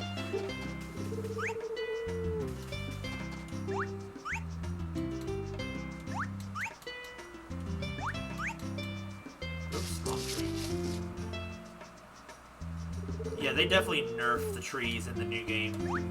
You get 4 harvests of the tree every season, and in this game. In the remake, you get 4. In the remake, you get 2.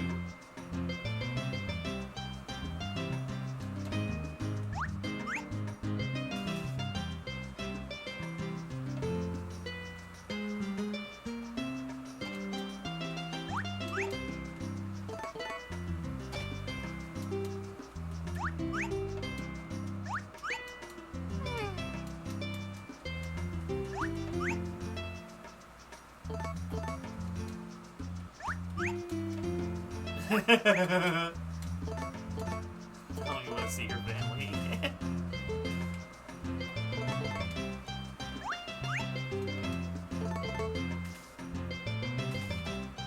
Stop shaking the trees!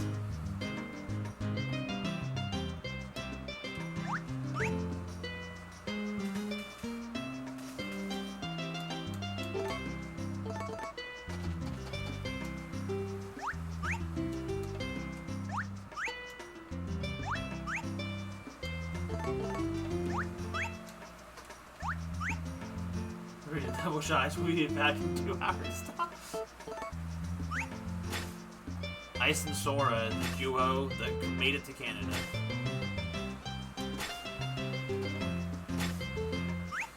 It's totally canon that while Ice Lake was hiding in the backseat with Sora, Ice Lake totally had his chainsaw arm.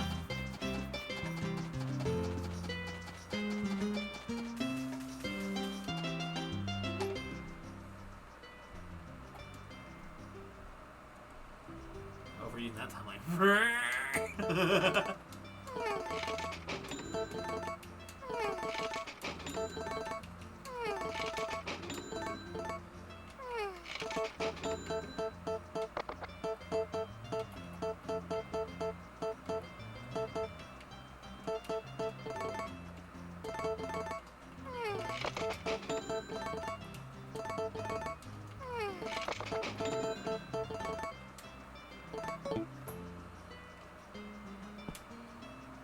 It was so dumb. It was so funny too. I think it was more funny because I just wasn't expecting it. That was the best part, the surprise factor. I was hoping we were gonna see the Demon Bear tonight, but I guess we only saw him in the comments.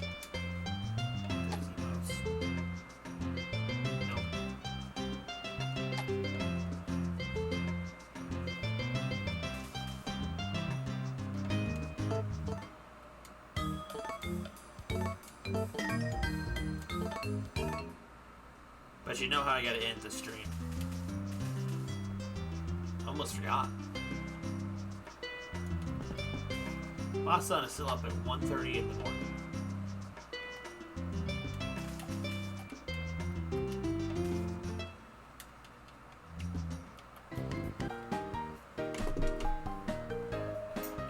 Okie dokie. So the next stream will be, what's today? Today's Monday, right?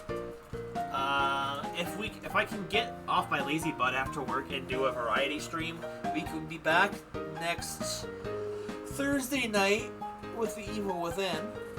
If not, we'll be back Friday with another Harvest Moon game. I might go ahead and do The Adventures of Rimtato Bot in Innocent Life, The Futures of Harvest Moon. Yeah, I need to write more. One of these days, Ice Slate will finish his magnum opus, or the first part of it, however it works. Hello, Cassie. Come in. Oh, it's raining outside. Ugh. So have a good night, guys. I will see you guys possibly Thursday night in the later evening, or Friday for more Harvest Moon Month. Have a good night, guys. I will see you guys in the next stream. Bye-bye. You should just draw 2, Ice Slate. They have to exist first. Says who? You make the rules. Reality can be whatever you want.